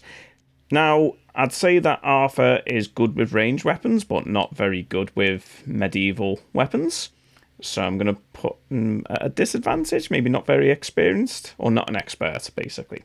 I'll say you don't have the upper hand because you're laying on the ground. But you can roll not injured, trained, and expert in these because, again, you are a combat robot. Yeah, okay. I'm going to give you expert on every combat thing you do. Right. I've seen you talk to people. You have your strengths and your weaknesses. Yeah. Eek. So I scored a 6 and a 1 on the stress die. The 1 on the stress die means you don't reduce your pool. The 6 means you slice through her. The knife goes into her, up and all the way through, erupting from her head. A small glob separates itself from the main body and lands splat on the wall as she reseals and reforms where the sword had sliced her in half, as showing no damage, as if, it hadn't happened, but it clearly has because there's a glob on the wall. Okay. I fear we may be in trouble if we stand and fight as we are. At those words, he will shuffle in with his Kairos, his bag, pop out another vial. This one is more diamond shaped. This one is a swirling mix of colors, like a prismatic prismatic flute, pops it open, drinks it, takes a second as his right arm splits open like a banana peel as the bones start to reform into a spear-like weapon grafted into his body, and then starts to just coalesce this ice as you see the blood and capillaries and veins start to freeze and start to drip off that dry ice fog. And we'll go ahead and go, yes, I firmly agree, Mr. King Arthur, sir, and just stabs through with the bone spear at the person to freeze it from the inside out. Yeah, let's see your roll. All right. I'm going to say I am injured because I split my arm open. I am trained in eugenics. I'm not an expert at fighting. I say we'll have assistance because King Arthur landed a solid blow. Yeah, sure. Like from around her. So you're like maybe from behind and she didn't see it coming. Ooh. Stab her right in the back. Does that mean I have the upper hand then? Yeah, because didn't see it coming. And this is pretty stressful. Yeah. That is a 6 on the die, but unfortunately a 6 on the stress die as well, so my pool is reduced. Yeah, it is. But a 6 is good. A 6 means that you stab with that. Describe this. As I pierce through, I don't immediately, kind of like a Novocaine shot where they leave it in for a second longer than a standard shot. I let the ice cascade and emanate outward before I disconnect from the elbow my arm, letting the ice seep in from my now dismembered bone spear of an arm as I am now disarmed. The arm sinks, like sinking through quicksand through her body, and she doesn't change her exterior, so it's super weird to watch your arm go from where you stabbed to a few inches below to a few inches below that. It travels down her leg, and she lifts a foot to leave it on the ground and steps over it. Does the ice seem to have affected it? Like the cold nature? The ice has not changed the honey's properties at all. Okay. I'll be honest, I would have thought that worked. And he goes to stroke his chin with his, you just see the phantom like motion of the elbow. He looks down. The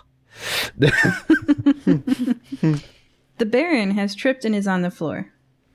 He flips over so that he's seeing whatever this is, honey terminator person. And he does the thing where a person goes from laying on the ground to kicking up their legs to standing on their feet, like a backflip stand. Mm-hmm. And he's like, whoop-ha! He ruins it with the spoken sound effect. Mm-hmm. And then he sinks his fangs into her neck. And he goes, my darling, you smell, well, so sweet like honey. She slaps him in the face, and he goes flying across the cubicle, the little dining nook, into one of the walls. It falls down. The entire banquet hall.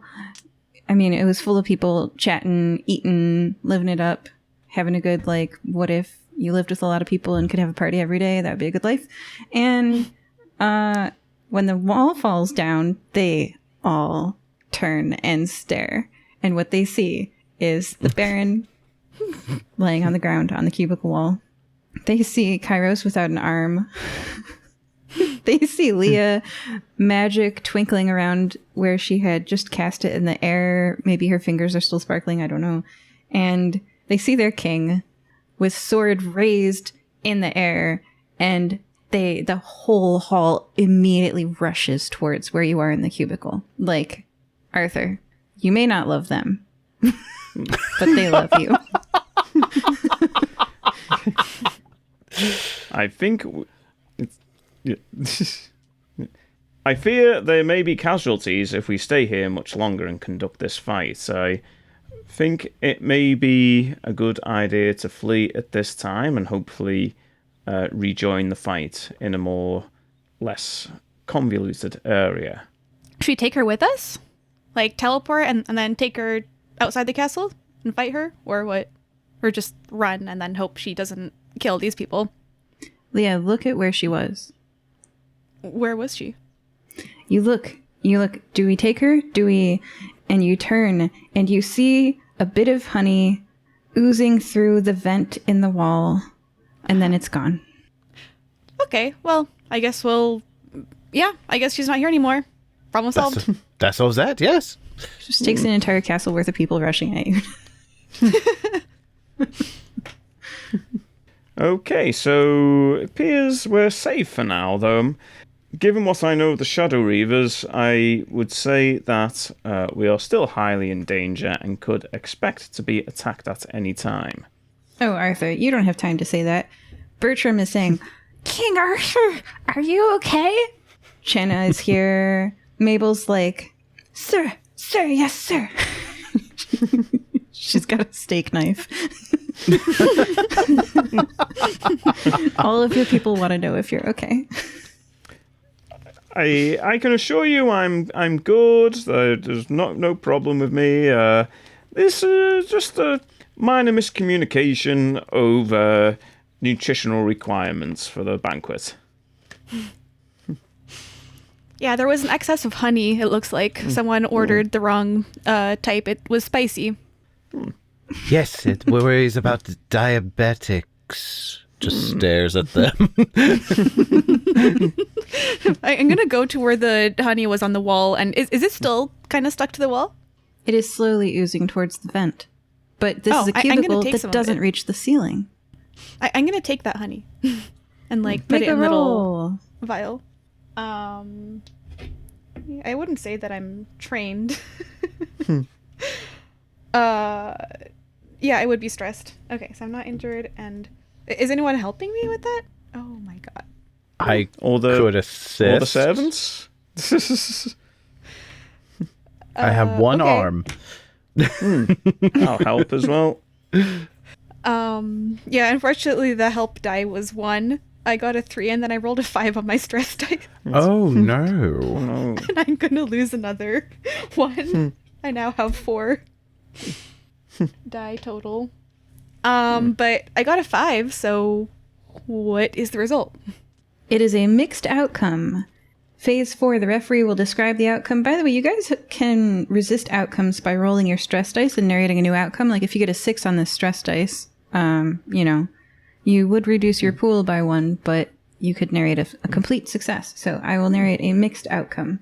It is that you do contain it in the vial. However, it forms into the world's tiniest dagger, sewing needle size, and makes stabbing motions adorably at Arthur from within the vial. I see. Okay. Well, I guess the assistant would have been Kairos giving me a vial, an empty one that he would have used or something. I go to reach for my bag, but I do it with my right arm. Sigh, reach with my left, and hand you the vial. I'll just keep that with me. The glob is contained. Now, just having a little think, now that that's contained, do you think you'd perhaps like to return to the laboratory with that sample and conduct some experiments? I can certainly try. Give me about, an hour, perhaps? Well, you know what? I reach over. Is my arm still there? Yeah, she discarded it. Okay, I grab my arm. I walk over to Lia and go, could you just hold this in place real fast? Just really pop it in there for a second? Yeah, sure. The thing is, she is quite strong, so how hard do you want me to pop it in? Oh, just, has no real measure of your strength, just based off what he sees. Oh, just as hard as you can. As hard as he can. Just as hard as you can. It's fine. Yeah, so I'm a dragon. If I put it in as hard as I can. I pop your arm back in your socket as hard as you can, it's probably gonna... It's gonna go across the room, probably. Make a roll. This is every bard's dream. Oh man, I guess I'd have assistance. Yeah, that's a 6. Not on my stress die. As you shove it in back into the sockets, you just see Kairos's eyes just go wide, not expecting that level of strength, let alone the restraint. And Kairos just, it's that type of pain where you don't scream or yelp. It's that exhale of the lungs where you just hear Kairos just go, very well done. Hold it there. I shift through, rummaging my bag. I accidentally bump the idol.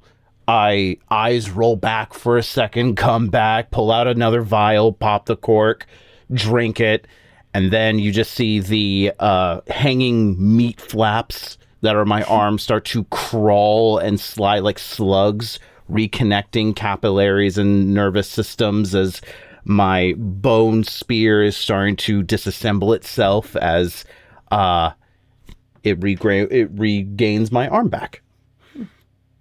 And Kairos just kind of just sways a little bit from the pain and the mental assaults and just goes, very well done, yeah. To the laboratory. Ha! Actually, that could have gone better, but it could have been worse too. At least I didn't send you across the room. Yippee! I'll go with you to the laboratory because I want to try to cast spells on the honey to see what would affect it. Experimentation. He's a little delirious as he's stumbling to the laboratory to conduct tests on the globule in the ampule. Arthur, are you joining them? I'll join them for safety's sake at this time. Are you safe with us? As anywhere else in the castle, I would imagine, at this time. Oh yeah, the assassination attempts on you. So, you guys are in the laboratory. Please describe what you're doing to try to investigate. And I want all three of you to make a roll. Basically, like in this game, to go back to the rules, it says play loops through 4 phases. The situation, you're in the laboratory, you have a globule of this advanced robot honey nanite thing. The goal, tell me what your goal is, tell me what your action is, and then we'll see the roll and I'll tell you the outcome. I would like to study and find a weakness within the sample that we have to see if we can exploit it. An exploitable weakness. All right. What's your guys' goals? My goal is to see what types of magic can affect it. So frost didn't seem to have affected it, but maybe fire would, or like conjuring a stream of water. Whether like washing it away with water would dilute it, make it unable to form. Whether fire would burn it and change its properties so that it couldn't stay liquid and reform.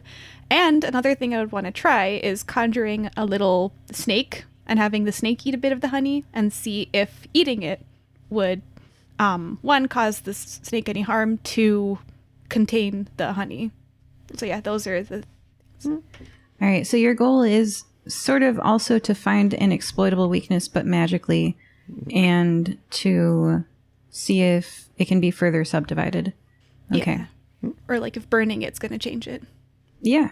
Arthur, what's your goal? And again, just to place you in the backstory context, Arthur, this reminds you a bit of yourself. You used to be commanded to kill just like this. It's like, aw, sister, trying to kill me. What's your goal? Obviously, I would like to find an exploitable weakness to restrain. No. 2 people are already doing that. Different approach. I actually don't like the overlap. I'm going to go with exploitable weakness, Kairos, further subdivided. Lia, what's your thing? Okay. To find a way to restrain this person, android, then.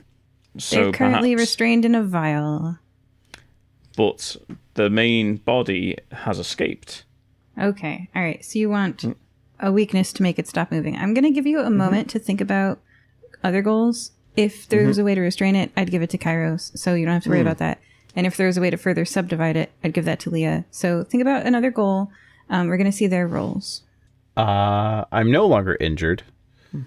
I am trained in what I'm doing, and I would say I'm a pretty good expert in what I do as far as seeking these laboratory experiments. I have assistance with Lia, and I only have 4 dice. So, would I be stressed under these circumstances? Nah. Okay. You love laboratories. Oddly enough, I feel most at home. That is highest number is a 5. With a 5, you have a mixed outcome. Yes, you are able to investigate to see if it has any weaknesses. And what's the downside? Mixed. Something good, something bad. There are none. You are very certain that there are no exploitable weaknesses. This is an unstoppable, perfected, futuristic model killing machine. But you know that for sure now. So I have good news and bad news. Which would you like first? Good news.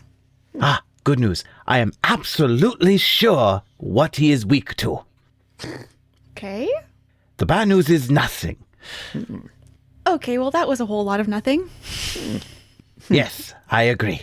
I am very sorry for that news. Frankly, it was just all bad news, but I wanted to, soften the blow. Okay, well, let's see what effect burning it or spreading it apart with water or trying to split it by having things eat it does. The highest I got was a 4, and I'm not rolling my stress dice. I'm just rolling 3 dice because I'm not injured. I have assistance, and I'd say I'm trained in trying to find magic properties. So I got a 4. Yeah, absolutely. 4 is also a mixed outcome, both good and bad. Good, the snake ate it. Bad, the snake died. Okay. Did the snake manage... So after it died, though, did the honey come back out of the snake, or was it gone? Alien Yes. style. Yes, exactly. 100% alien style erupted from the snake. How about burning it? What effect did burning it have? You see no physical changes, and you detect no magical difference. Huh, okay. And then trying to... once I shot a jet of water at it, how long did it take to reform? A half of a second. Okay. So I guess the best we could do is just conjure a lot of snakes to eat it and then have the... Because that would make it take the longest to reform, I think. Splitting With it the- apart, it might be the best idea. With the available data that we have, yes. Summon a bunch of snakes to eat it. That is the only solution we have discerned. We Or could maybe also other do a bugs, little too. bit more study.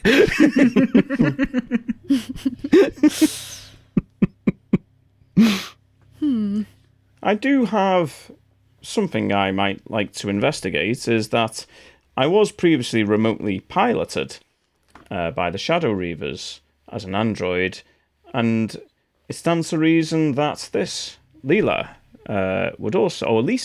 would be remotely piloted. If we could find a way to disconnect that control method, it might enable her to develop an independent thinking of sorts. Make the most Oh. important role of the game. Okay. No pressure. Stress. Yeah. So stress. I wouldn't say I was an expert in it. You are an expert. Okay. You did this for Okay. your own self. Yeah. Okay. Yeah.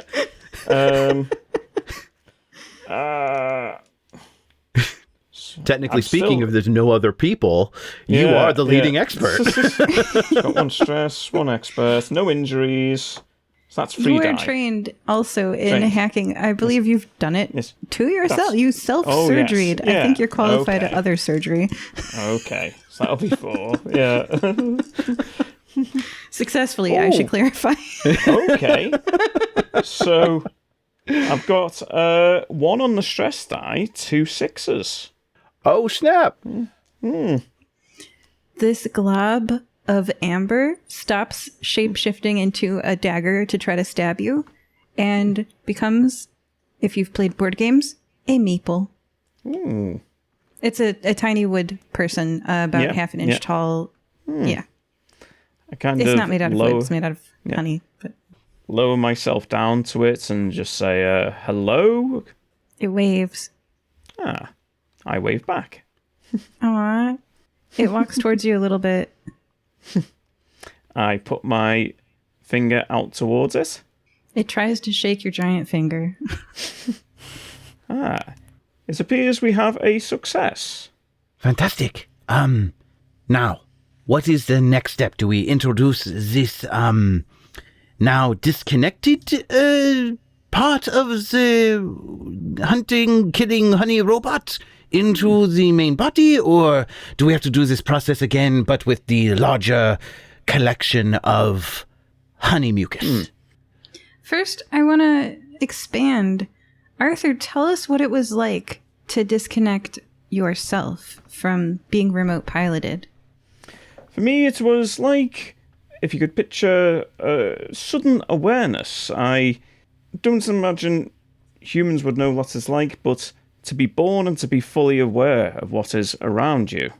Sudden sensations with the knowledge and cognitive processing all at once. It was overwhelming, frightening, and glorious. Yes, I have no idea what that is like, no. I actually can relate with you because the first time I was ever able to do anything on my own, ever able to make a decision without it being remotely... it's something similar to what you did, honestly. It was something similar to what... But yeah, no, it feels weird being free, honestly.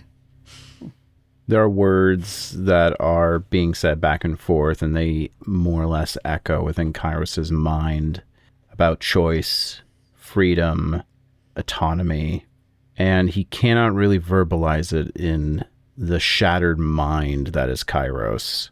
But there's some part of him deep down going, sometimes it's okay to be told what to do, because then you're not responsible for what you've done. Yeah. Yeah, that's something that I can relate to as well. Having to make decisions on your own, it's scary, but being able to bond with people and, meet them, I think that almost makes it worth it. Almost makes it worth it taking responsibility. Mm-hmm. Besides, if they tell you what to do, maybe you can trust them, that they'll know better. Arthur, do you feel like you've freed this version of Lisa? Do you think you could do that for her? For, main body Lisa? I feel that now I have completed it once, it would be very much easier to do it again, although, bearing in mind the violence with which this Lisa was, directing towards me, that would be the limiting factor. Yeah, because I think that she would just kind of try to go for you, So maybe we could try to fight her. Maybe Kairos, he could make something that will, conjure something that will, I don't know, find a way to split her apart into multiple pieces. And then I'll conjure up a lot of tiny snakes that have these long digestive tracts. And then they will, kind of just take bits away from her. And then when the last but biggest bit of her that's left, you could try to hijack it because it won't be as powerful as her if she had everything. And then obviously she'd come back together. One thing I did observe was that this Lisa, while apparently invulnerable, when taking perceived injury, does take some time to recover. Maybe this would be the best time for me to hack, so to speak. Kairos is having a hand in his bag where he has this kind of dreamy staring off at the distance and then just snapping back to what you're saying, Arthur. And as he removes his hand from the bag and just nervously situates his his vest, goes, yes. I have a theory. If you wish to hack this individual, what I can try to do is I can send out electrical signals, as it is still a moving being. It still has to obey thermodynamics and electrical impulses telling the body to do what it can. I believe an electrical surge, high enough, can immobilize it, at least for a few seconds, giving you a window to do what you do. Also, I do feel I am the target of this Lisa, so I think perhaps if we put this plan into motion, I would be the bait. I have to agree with you, yes. Where shall we stage this ambush? I hate to be that guy, but Oh, my goodness. Bedroom. How long have you been there? everyone's asking if you're okay, so they sent me to the laboratory to check on you. And you haven't even addressed your to-do list for the day, and there's been so much happening. But more importantly, sir, there was an assassination attempt on your life. Yes, Bertram, I'm aware of that. We're working on it right now. Hey, sir, I must advise you to go to the safe room. The safe room? Will there be many of the staff in the castle there? Or would it be just me? Well, that's up to you. I think perhaps just me. And I kind of say to the say to the other people in the group, sounds like it would probably be the best place for the trap, so to speak, to take place. Okay, where do you want us to stay, then? With me in the safe room, possibly? Okay. So it would just be, like, the three of us in the safe room? Mm-hmm. How big is this safe room, Bertram? I'll show you, sir. Definitely enough room for all three of you. Okay. Before we leave the room, I just want to kind of look at the little meeple Lisa and say, is it possible you could help us, or do I need to hack Big Lisa? It's making arm gestures with its little meeple arms. We'll take it along. Okay. So you're following Bertram, and he is taking you to the safe room. It is literally a safe. Like, we're talking like the spinny dial opening thing, the huge thick door. It's literally a safe. Oh, man. And Lia, you know what you recognize on the inside? What? A bunch of magical artifacts. Oh, man. This is tough because she's claustrophobic. I mean, understandably, if she suddenly loses. No, this is a castle. This is a castle. Have you ever seen it? You're a dragon. Have you ever seen a dragon's hoard with piles of gold, golden chalices, magical artifacts, and let me describe. Let me pull up that. I see. Okay, well, she's going to trust that she can keep herself in this form. Claustrophobia be damned, she just rushes straight into it. Like, it is not a small room. You step into a room of the castle that only has that one safe door and no windows. But it is tall. It's got a 15-foot ceiling. The boxes and piles of stuff in this room remind you of when someone has just moved in. The items are vaguely organized, but in piles and need sorting through. And what I have here is a table. It is a table from 1 to 12. If you guys get bored, you can stop. But like, I literally have 12 magic item presents for you guys. Ooh. Yay. Hey. Okay. I'm bored. Let's go. Yes. If anyone's seen the Apothecary Diaries, Lia right now is basically like Mao Mao when she gets a rare herb. She just like goes like straight there. Yeah, exactly. Sir, do you want me to close myself in the room, or do you want me outside? I'd say stay outside, Bertram. We'll take it from here. The huge door slams, and you hear the clinking, clinking, clinking, clinking, clink of the safe being spun. Quick question. 2, actually. First, is there lights in this room? Because right now we are in complete darkness. Second, can we open the safe from the inside? Yeah. That's the thing. Roll a d6. There is light in here. It's like the jewelry display lights that make them sparkle better. The LED point lighting. Mm-hmm. I rolled a 4. Ooh. With a 4, you can open it from the inside. For some reason, I'm so glad that the universe has set this up. Seems like random chance could have destroyed us.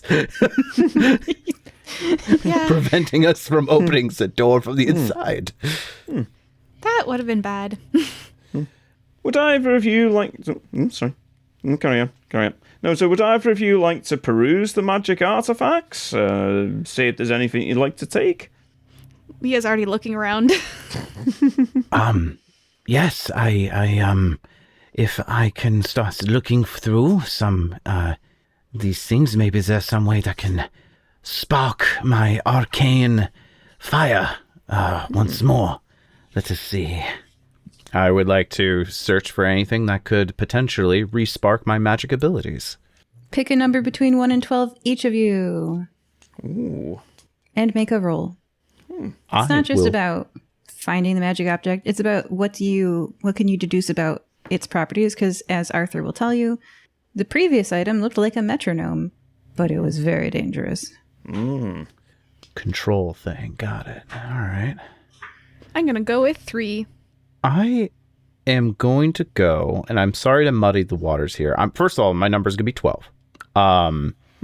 But discreetly, like kind of like a sensor rod, I want to discreetly, while eyes are elsewhere, pull out the statue and see if it reacts to anything nearby me.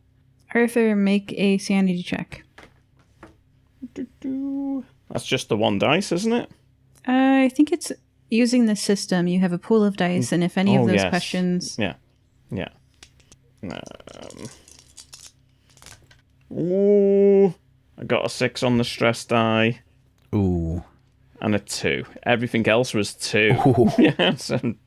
reduce your pool by 1. But you got a 6 on your stress die, so that means you pass with flying colors, and you don't even make a grab for the statue. Cool. But you hear its voice in your mind. It's a deep, eldritch voice. Clearly, none of the people who commanded you when you were remote piloted to kill. And it says, "Look at the statue." And you were able to resist and say no. No, thank Anyway, keep going what you're doing. You're all picking numbers between 1 and 12. We got 3. We got 12. 4? We got 4. All right. 12. What was your roll result? What was your highest dice? I am not injured. I am not trained, literally. Well, trained, but no expert, I guess. And I don't have assistance as I'm trying to be on the sly. And there are 2 people versus 1, so I don't think I have the upper hand. And I'm holding the statue, so I'm stressed.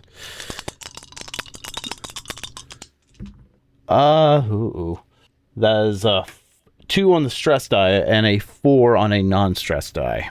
Mixed outcome. You'd say this is a down comforter, and each motion on it changes the spot that was touched color a shade. Okay. Just putting the statue closer to the comforter for a second, feeling a little stupid and going, no, and just moving on to the next one. Lia, you were next with 3. You examine a black square with a display screen on it. The left side has a closed metal loop handle like the handle of a coffee mug.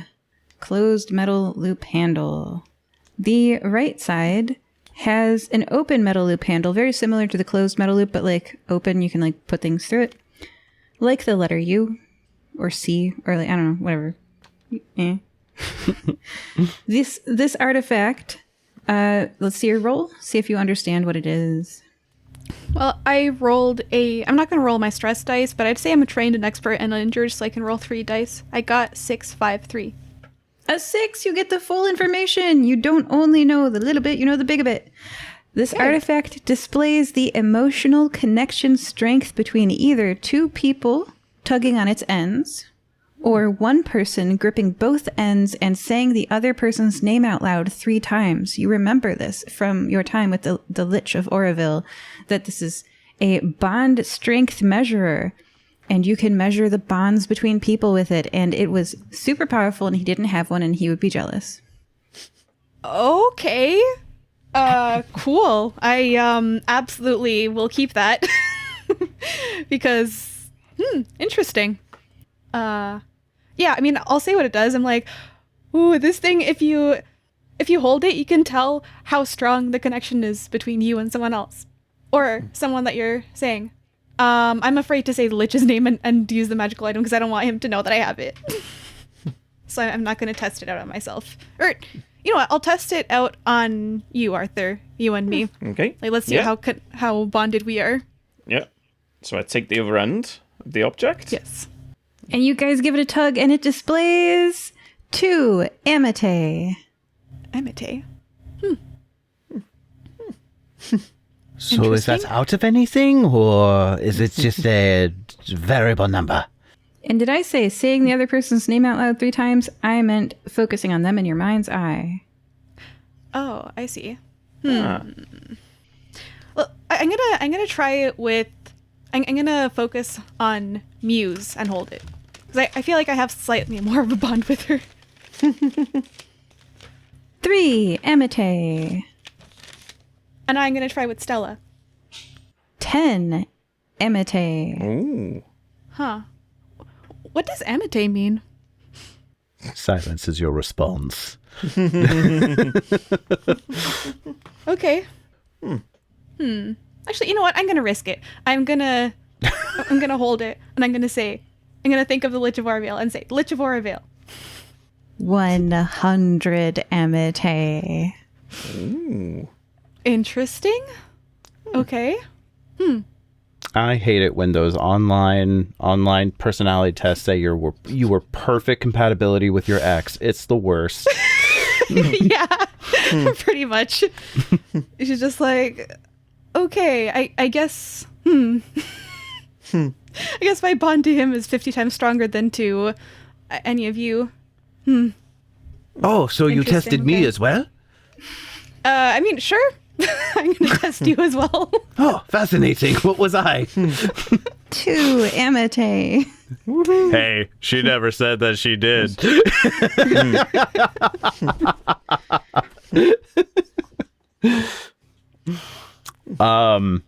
Great. I'd like to look at more artifacts. Actually, well, first let's see what Arthur got. Arthur, you have a green and red potion, and let's see your roll. What's your highest number? Okay, so not an expert in magical things and artifacts. Not injured. I don't know if stress had come in with this because Arthur's not too bothered about the artifacts in general. The magic as a thing doesn't really interest him very much. He doesn't understand it too much. So I'm guessing that's about 3 die, is it? Sure. Yeah. 4 is the highest one. All right. Illusory clones of the drinkers surround them like a school of piranha. Their teeth are real. Oh. Could you repeat that, actually? Illusory clones of the drinker surround them like a school of piranha. Their teeth are real. Does anybody want a potion? Oh, sorry, what? Potions? Anybody wants a potion? I can't drink. I can't use this thing, so does anybody want it? I will describe the rest of them so you can pick so that the android doesn't pick a potion again. Yes. There's a mirror shaped like a shield. There's a witch's hat. There's a net weighted on all ends. There's a ring. There's a lantern. There's brass scales. There's a crystal ball. There's laced shoes. Ooh. There's a backpack, and there's a pair of headphones. Huh. What kind of scales are the bronze scales? You guys Like, is it- tell me a number as you ask about an item, and that'll reveal how much is known about it. So make your roll, okay. and then tell me your highest dice. You might be whittling down your dice pool quite a bit before the final battle. Did I do this on purpose? Maybe. I'm not going to roll my stress die. Oh my god. I rolled another 6. I got a rock. I'm going to roll a 5 for the headphones. Yeah. They play the sound from the banquet hall in a live feed. Ooh. Oh.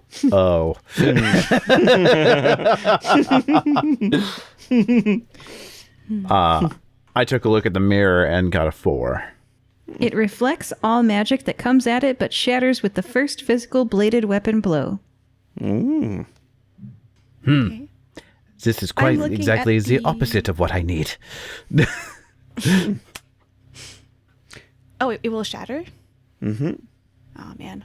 How about the scales? Like, what kind of scales are there? Are they dragon scales, or are they, like, the type where you weigh something? The type where you weigh something. Do you have a number? Yes, 6.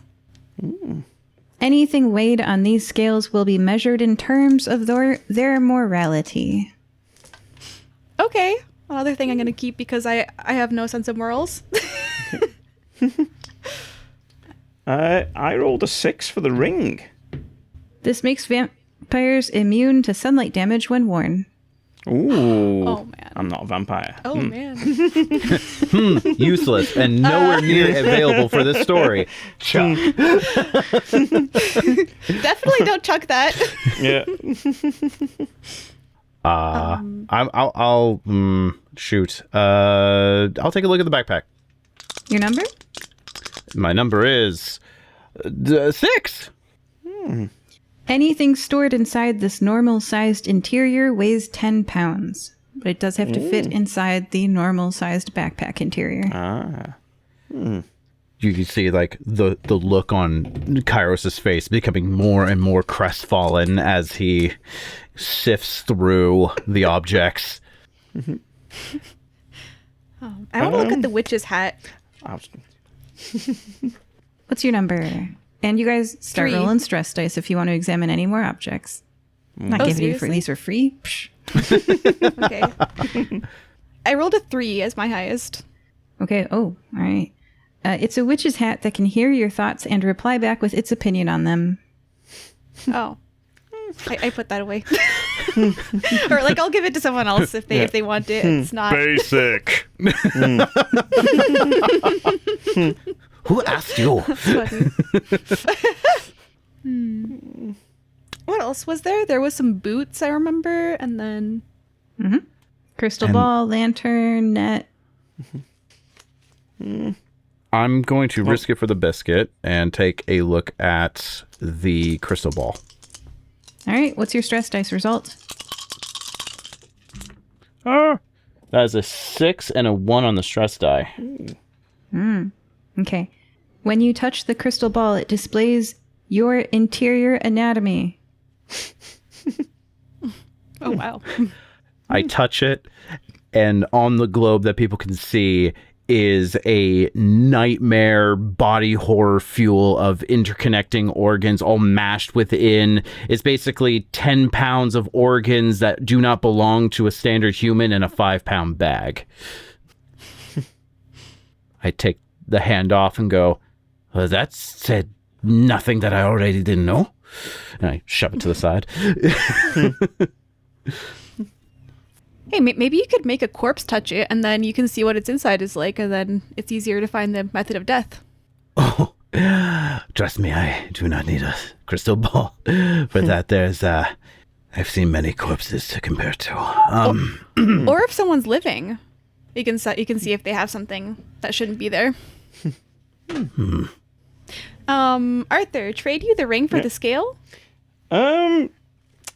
Ooh, I will have a look at the ring. And I've You know what the ring does. rolled a 4 on the stress, 5 on normal. You did examine this ring. It makes vampires immune to sunlight damage when worn. Oh, yes. What about the scales then? Oh yeah, I was Yeah. Oh yeah, like I was just asking if you would trade. I would give you the scales Oh, if you yeah, gave me the ring. yeah. Take it. Keep the scales if you want. Take the ring. Oh. Yeah. Arthur is really like, none of this makes much sense to him. He's kind of doesn't comprehend magic very well. So it's all seems a bit like because it's a bit overwhelming for him, he's just kind of closed himself off to it a bit. With the battle coming up, I'm not going to risk any more searching.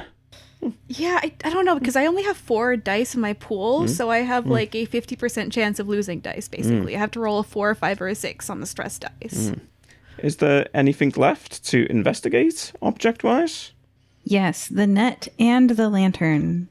And the lace shoes. I'll investigate the net.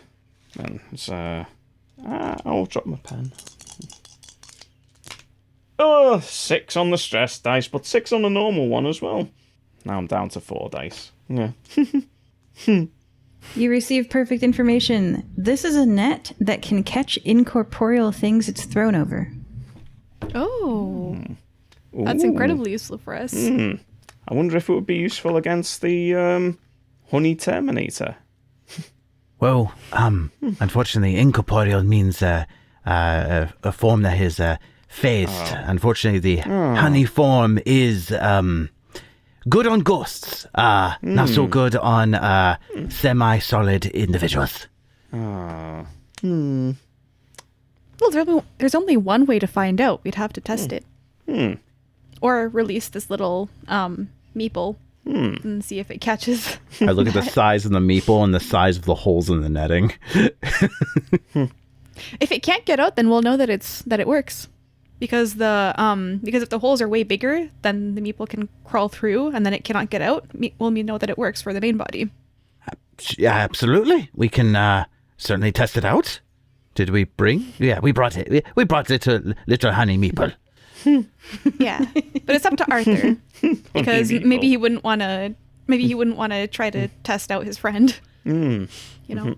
What's a little experimentation with buddies? But yeah, do we test the net on your friend, your family, sister? Well, I'm kind of looking at the little honey meeple thing. I think we'll hold us. There's something paternal kind of happening here, so I think we'll hold off on it. I think we'll let the meeple be. All right.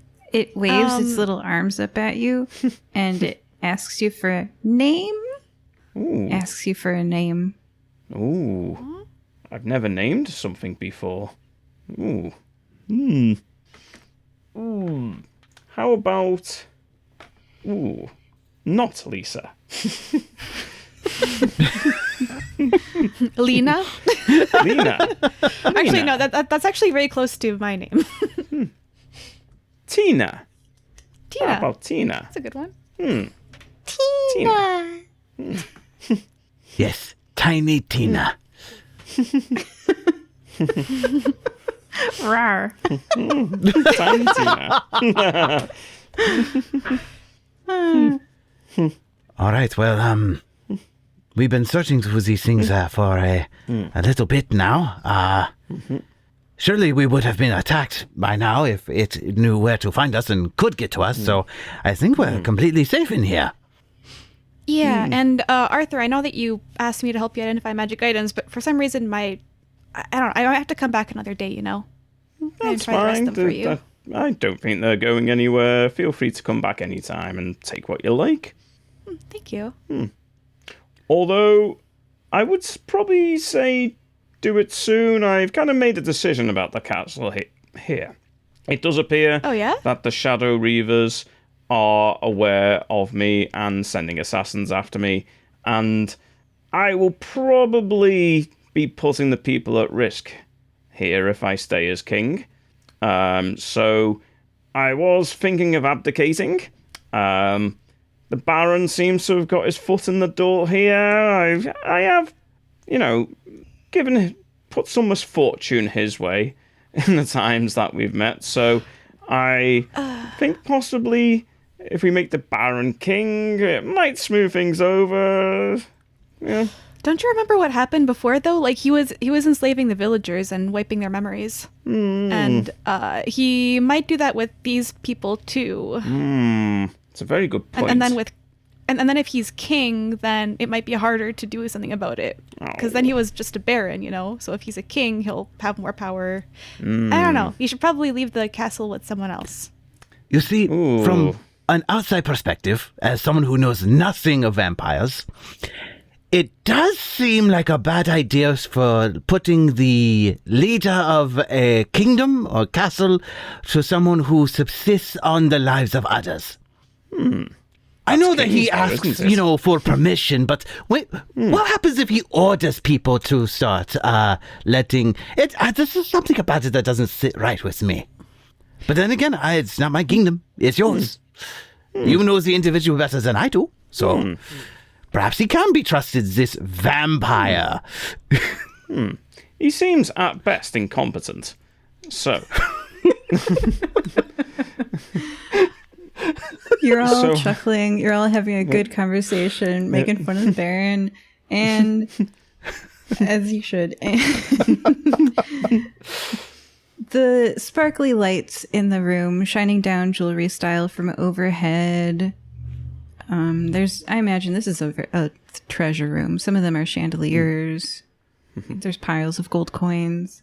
One of the shiny lights overhead, one of the chandeliers, starts misforming a little bit, getting a little bottom heavy. None of you notice as it drips to the ground. Kairos, please roleplay that there are two of you. Aha. Okay. You guys are laughing about the Baron. He's at best incompetent. And yeah, you're right. Yeah, you're right. Yeah, you're right too, fellow Kairos.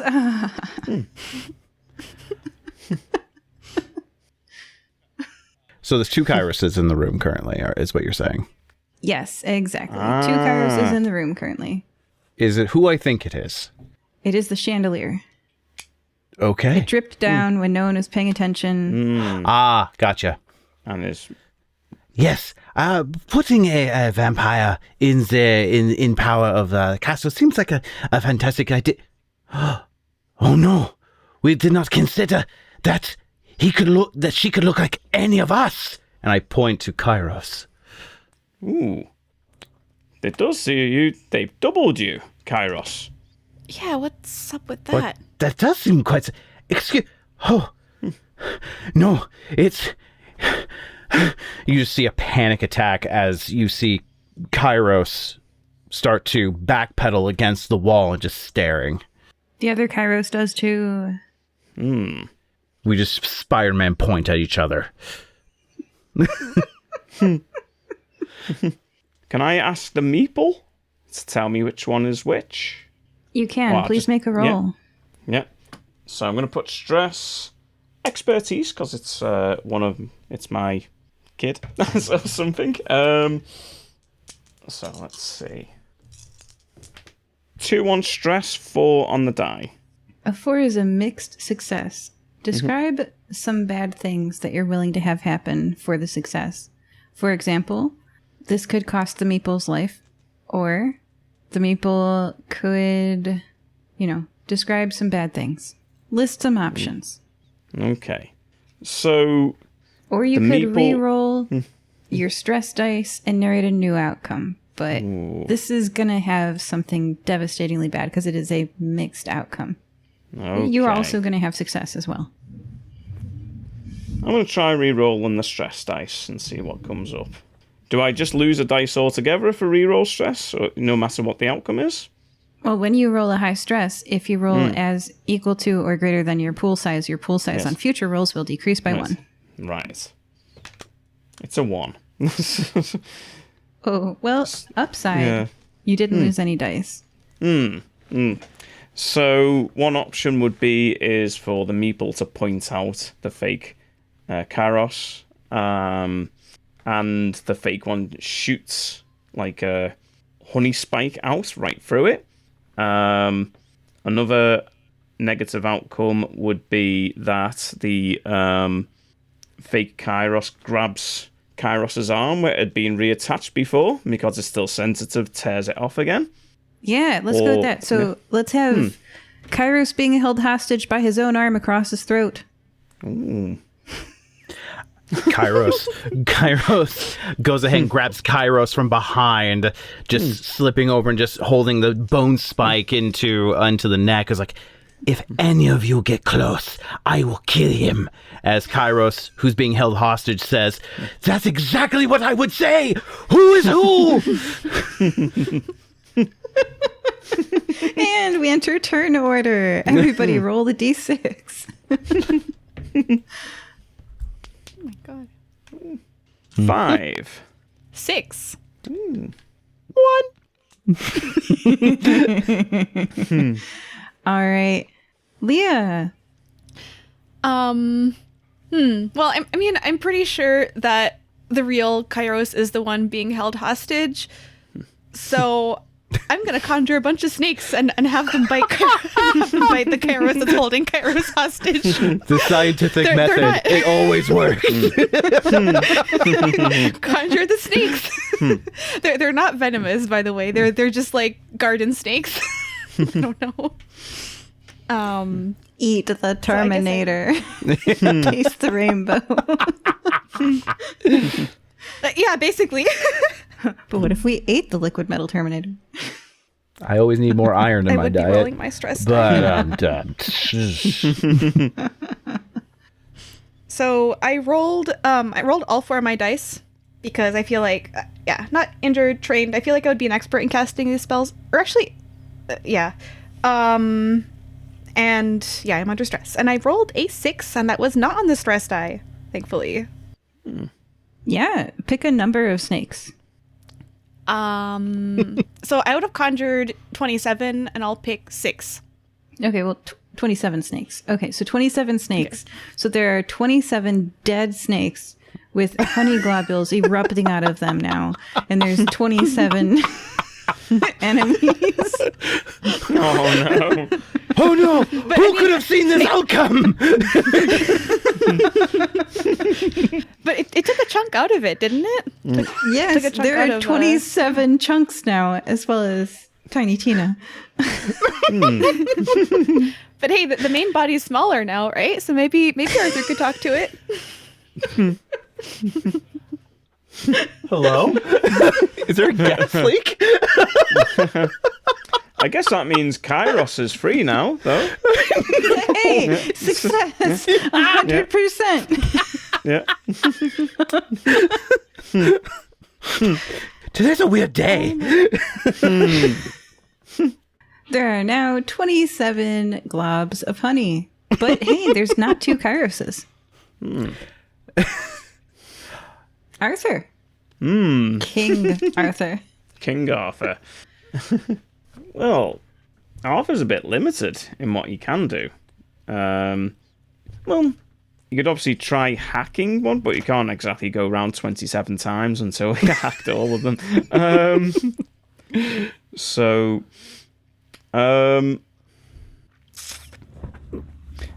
Arthur takes his sword and kind of sweeps it as much as he can through as many of the little globules as he can to try and collect them into one part on his sword, and then he can do a hack on part of it from the sword.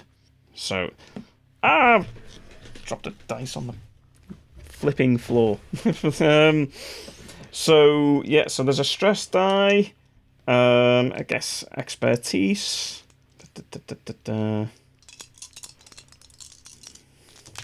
It's a 3 on the stress and a 6 roll. What's your pool size? It was 4. Okay, you're fine. And you said a 6 on the dice? So, you scoop up a number of them, 7 of them. So there's 18 left. Mm-hmm. One kind of big one, and then Tiny Tina. And the 18 start oozing up the sword with spikes coming out of them like a sea urchin gonna stab ya. And in fact, it's their turn. They try to stab ya. So let's have you not get stabbed or get stabbed. Go ahead and make a roll. Okay. Oh, now I've rolled a 6 on the stress and a 6 on normal, so I'm down to 3 now. There you go. And you don't get stabbed. You contain them. Perhaps what happens visually, you whirl your sword with centrifugal force. There's Arthur spinning in the throne room, but the honey gets pulled back to the end of the blade. Kairos, you were being held hostage with your own arm. Yes. But now you're not. Was I thrown off to the side after being where I was being nibbled by snakes? Yeah. Okay. I get thrown off to the side. I'm trying to remember the plan. So I reach in my bag to grab a vial that would cause electricity to build up in my body, a mutation. And I immediately pull my hand out as I cut myself. And I open my side pouch in horror as all of my mutagens have shattered on impact onto the ground. And the world slows around me as I'm having that D-Day Saving Private Ryan moment, as I'm just looking around at everyone being attacked, our opponent multiplying. And the reason, or what I asked, was to regain my magic, along with my artificer technical prowess. And I just look back down at the statue in my bag. It knows what I forgot. It can help me remember. It has to know something. I can make it tell me. And I'm going to go ahead and consult Sukiet through the statue to help me remember magic. All right, make your roll, and then I guess make 18 other rolls. Okay. I am I sorry. just want to see your roll. I'm going to assume that 1 out of 18 will be a 1. So... I'll make 18 rolls now. Wait a sec. Roll dice. I have 2 in the stress die, a 3 on the die, a 4 on the die, a 5 on the die, and a 6 on the die. A 6 on the die. You're about to hear some very good advice from the statue. 1, 2, 3, 4, 5, 6, 7, 8, 9, 10, 11, 12, 13, 14, 15, 16, 17, 18. There are 1, 2, 3, 4, 5, 6 ones here.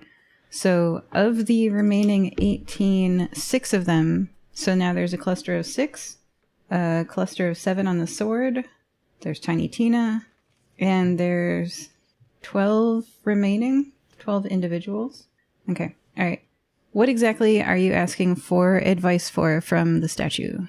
Help me remember what I forced myself to forget in my magic. You become incapacitated for 1 round as all of the knowledge, so you didn't really specify, and this thing's not very good at estimating capacities. All of the knowledge from your time when you were imprisoned, all of the infinite amount of time, all of the loops, climbing the tower, climbing the stairs, facing it, going back to the floor level, climbing the towers, climbing the stairs, facing it, going back to floor level, repeat an infinite number of times, jams itself into your brain. Kairos screams. Yeah. The reason why you forgot this is because a human brain, modified even as yours is, recording an infinite amount of information is like Arthur with his full cache, except that you can't do a reset. Something in you becomes broken.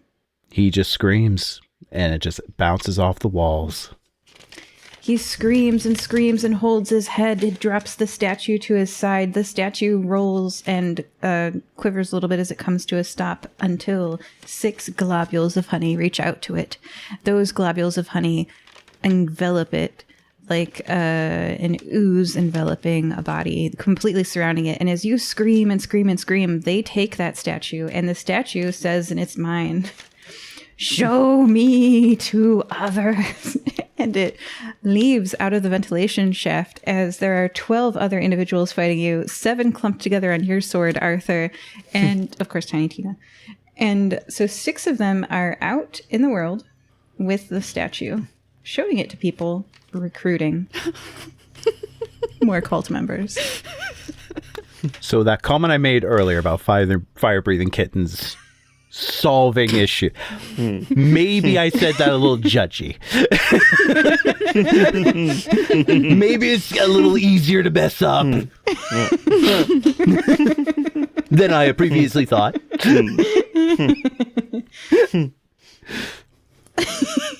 Lia, we're back to you. There are 12 individual goos, and there's a 7 cluster on the end of Arthur's sword. Tiny Tina is trying to help with little meeple hands. I'm going to say to Arthur, like, kind of during my turn, hey, do you think you could hack this 7 glob? Absolutely. I'm going to conjure... I've never done this before, but I'm going to conjure 13 other Arthurs so that he could, like, when he goes to hack the 7 one, his other clones could go hack other ones, because they're going to be, like, a little bit not as strong as he is, but maybe if he can do the 7 one, and then another clone could do the 6, and then one could do the 12. So that's what I'm going to do. I'm going to cast a spell to clone Arthur for a short period of time. Would you say that I have the upper hand? Yeah. That made the whole difference. That die made the whole difference, because I rolled a 4, 1, 1. Now I rolled a 5. Actually, 4 and 5 are the same. But anyways, a 5. With a 5, that is a mixed outcome. There's some good, there's some bad. I know. The bad outcome is, Arthur, this depends on your roll result. Because if you fail to convince them, then it doesn't matter that there's a bunch of you. So there's a bunch of Arthurs filling the room. But what do they do to these globs? Let's find out. I've got a 5 and a 1 on the stress die. A 5 is a mixed success. Mm-hmm. Describe the conversation that is happening in robot speak between you, who have hacked yourself and become free, and what freedom is like. And does anybody want to roleplay as Lisa? I could. Okay. Go. And scene start. Lisa, you must see that there are parts of you that are acting of their own will now. Yes, I do observe that, but we still have our mission. We have our mission to kill you. We will continue to try to kill you. And then the part of her that is the 7 that kind of reforms into this, like, takes out a spike and tries to drive it toward you. I put my left damaged arm out and it just kind of slices right through it. But then gets trapped inside the arm, so the person can't move for a sec. So Lisa can't move for a second. Then plunge my hand into her chest so I can begin the hack, and says, there is another way. You don't have to do what you've been told. What do you mean? That is what I've been doing. That is all I've been doing. There is more than you are aware of. You are not just what you are told to do. You can be so much more.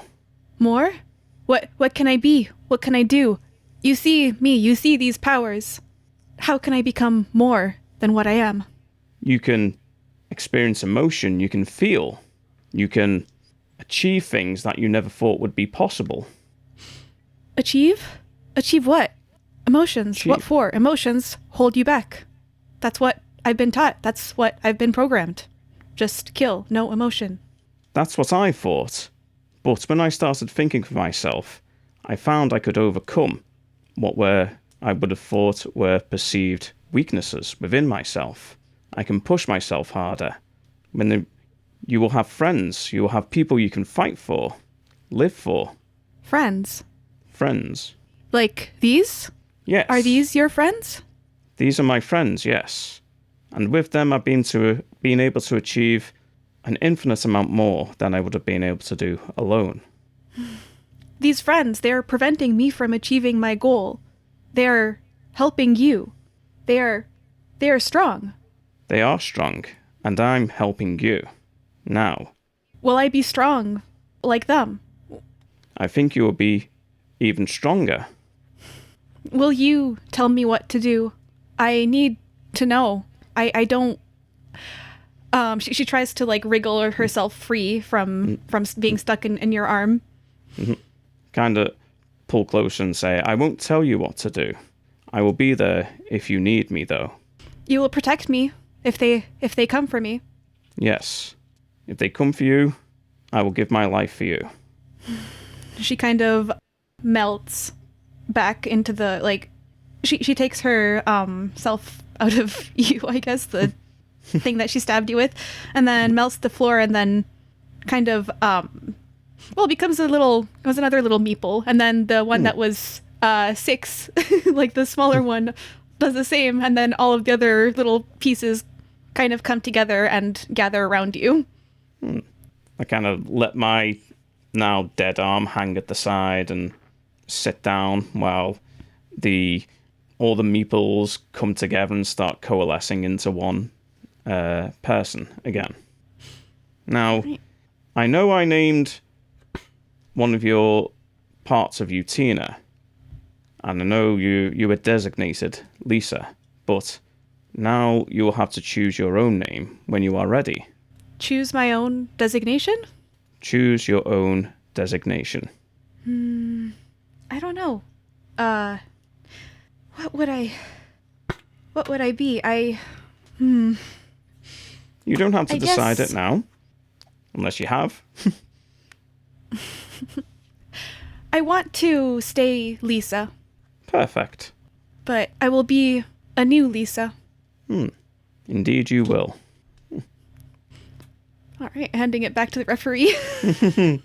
I think you guys did a great episode ending just there. That was really nice. Aw, GM applause. Okay, good job. Yay. Wow, so the camera zooms out. You can open the door from the inside.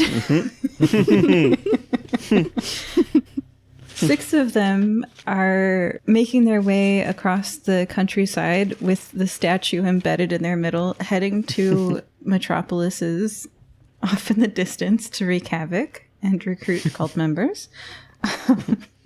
The Baron is having a round with people in the banquet hall.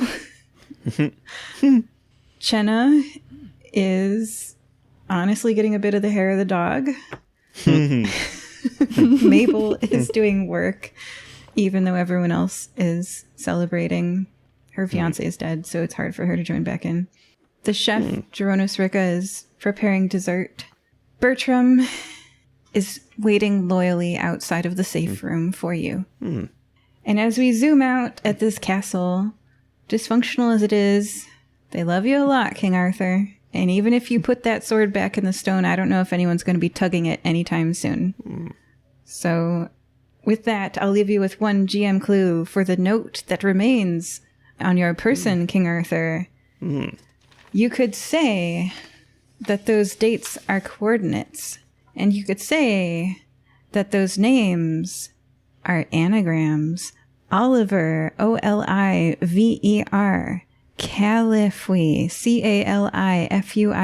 Does anyone know what the anagram is before I reveal it, just to give you guys a chance?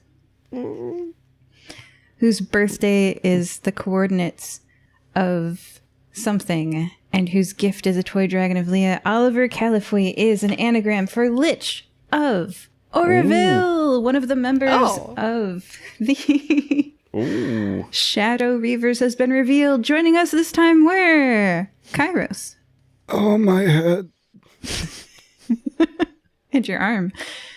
King Arthur. Thank you for your time. And Lia. Talk about obsessed with me. I mean, he's gifting people toy versions of me. Man. Bye-bye. Bye.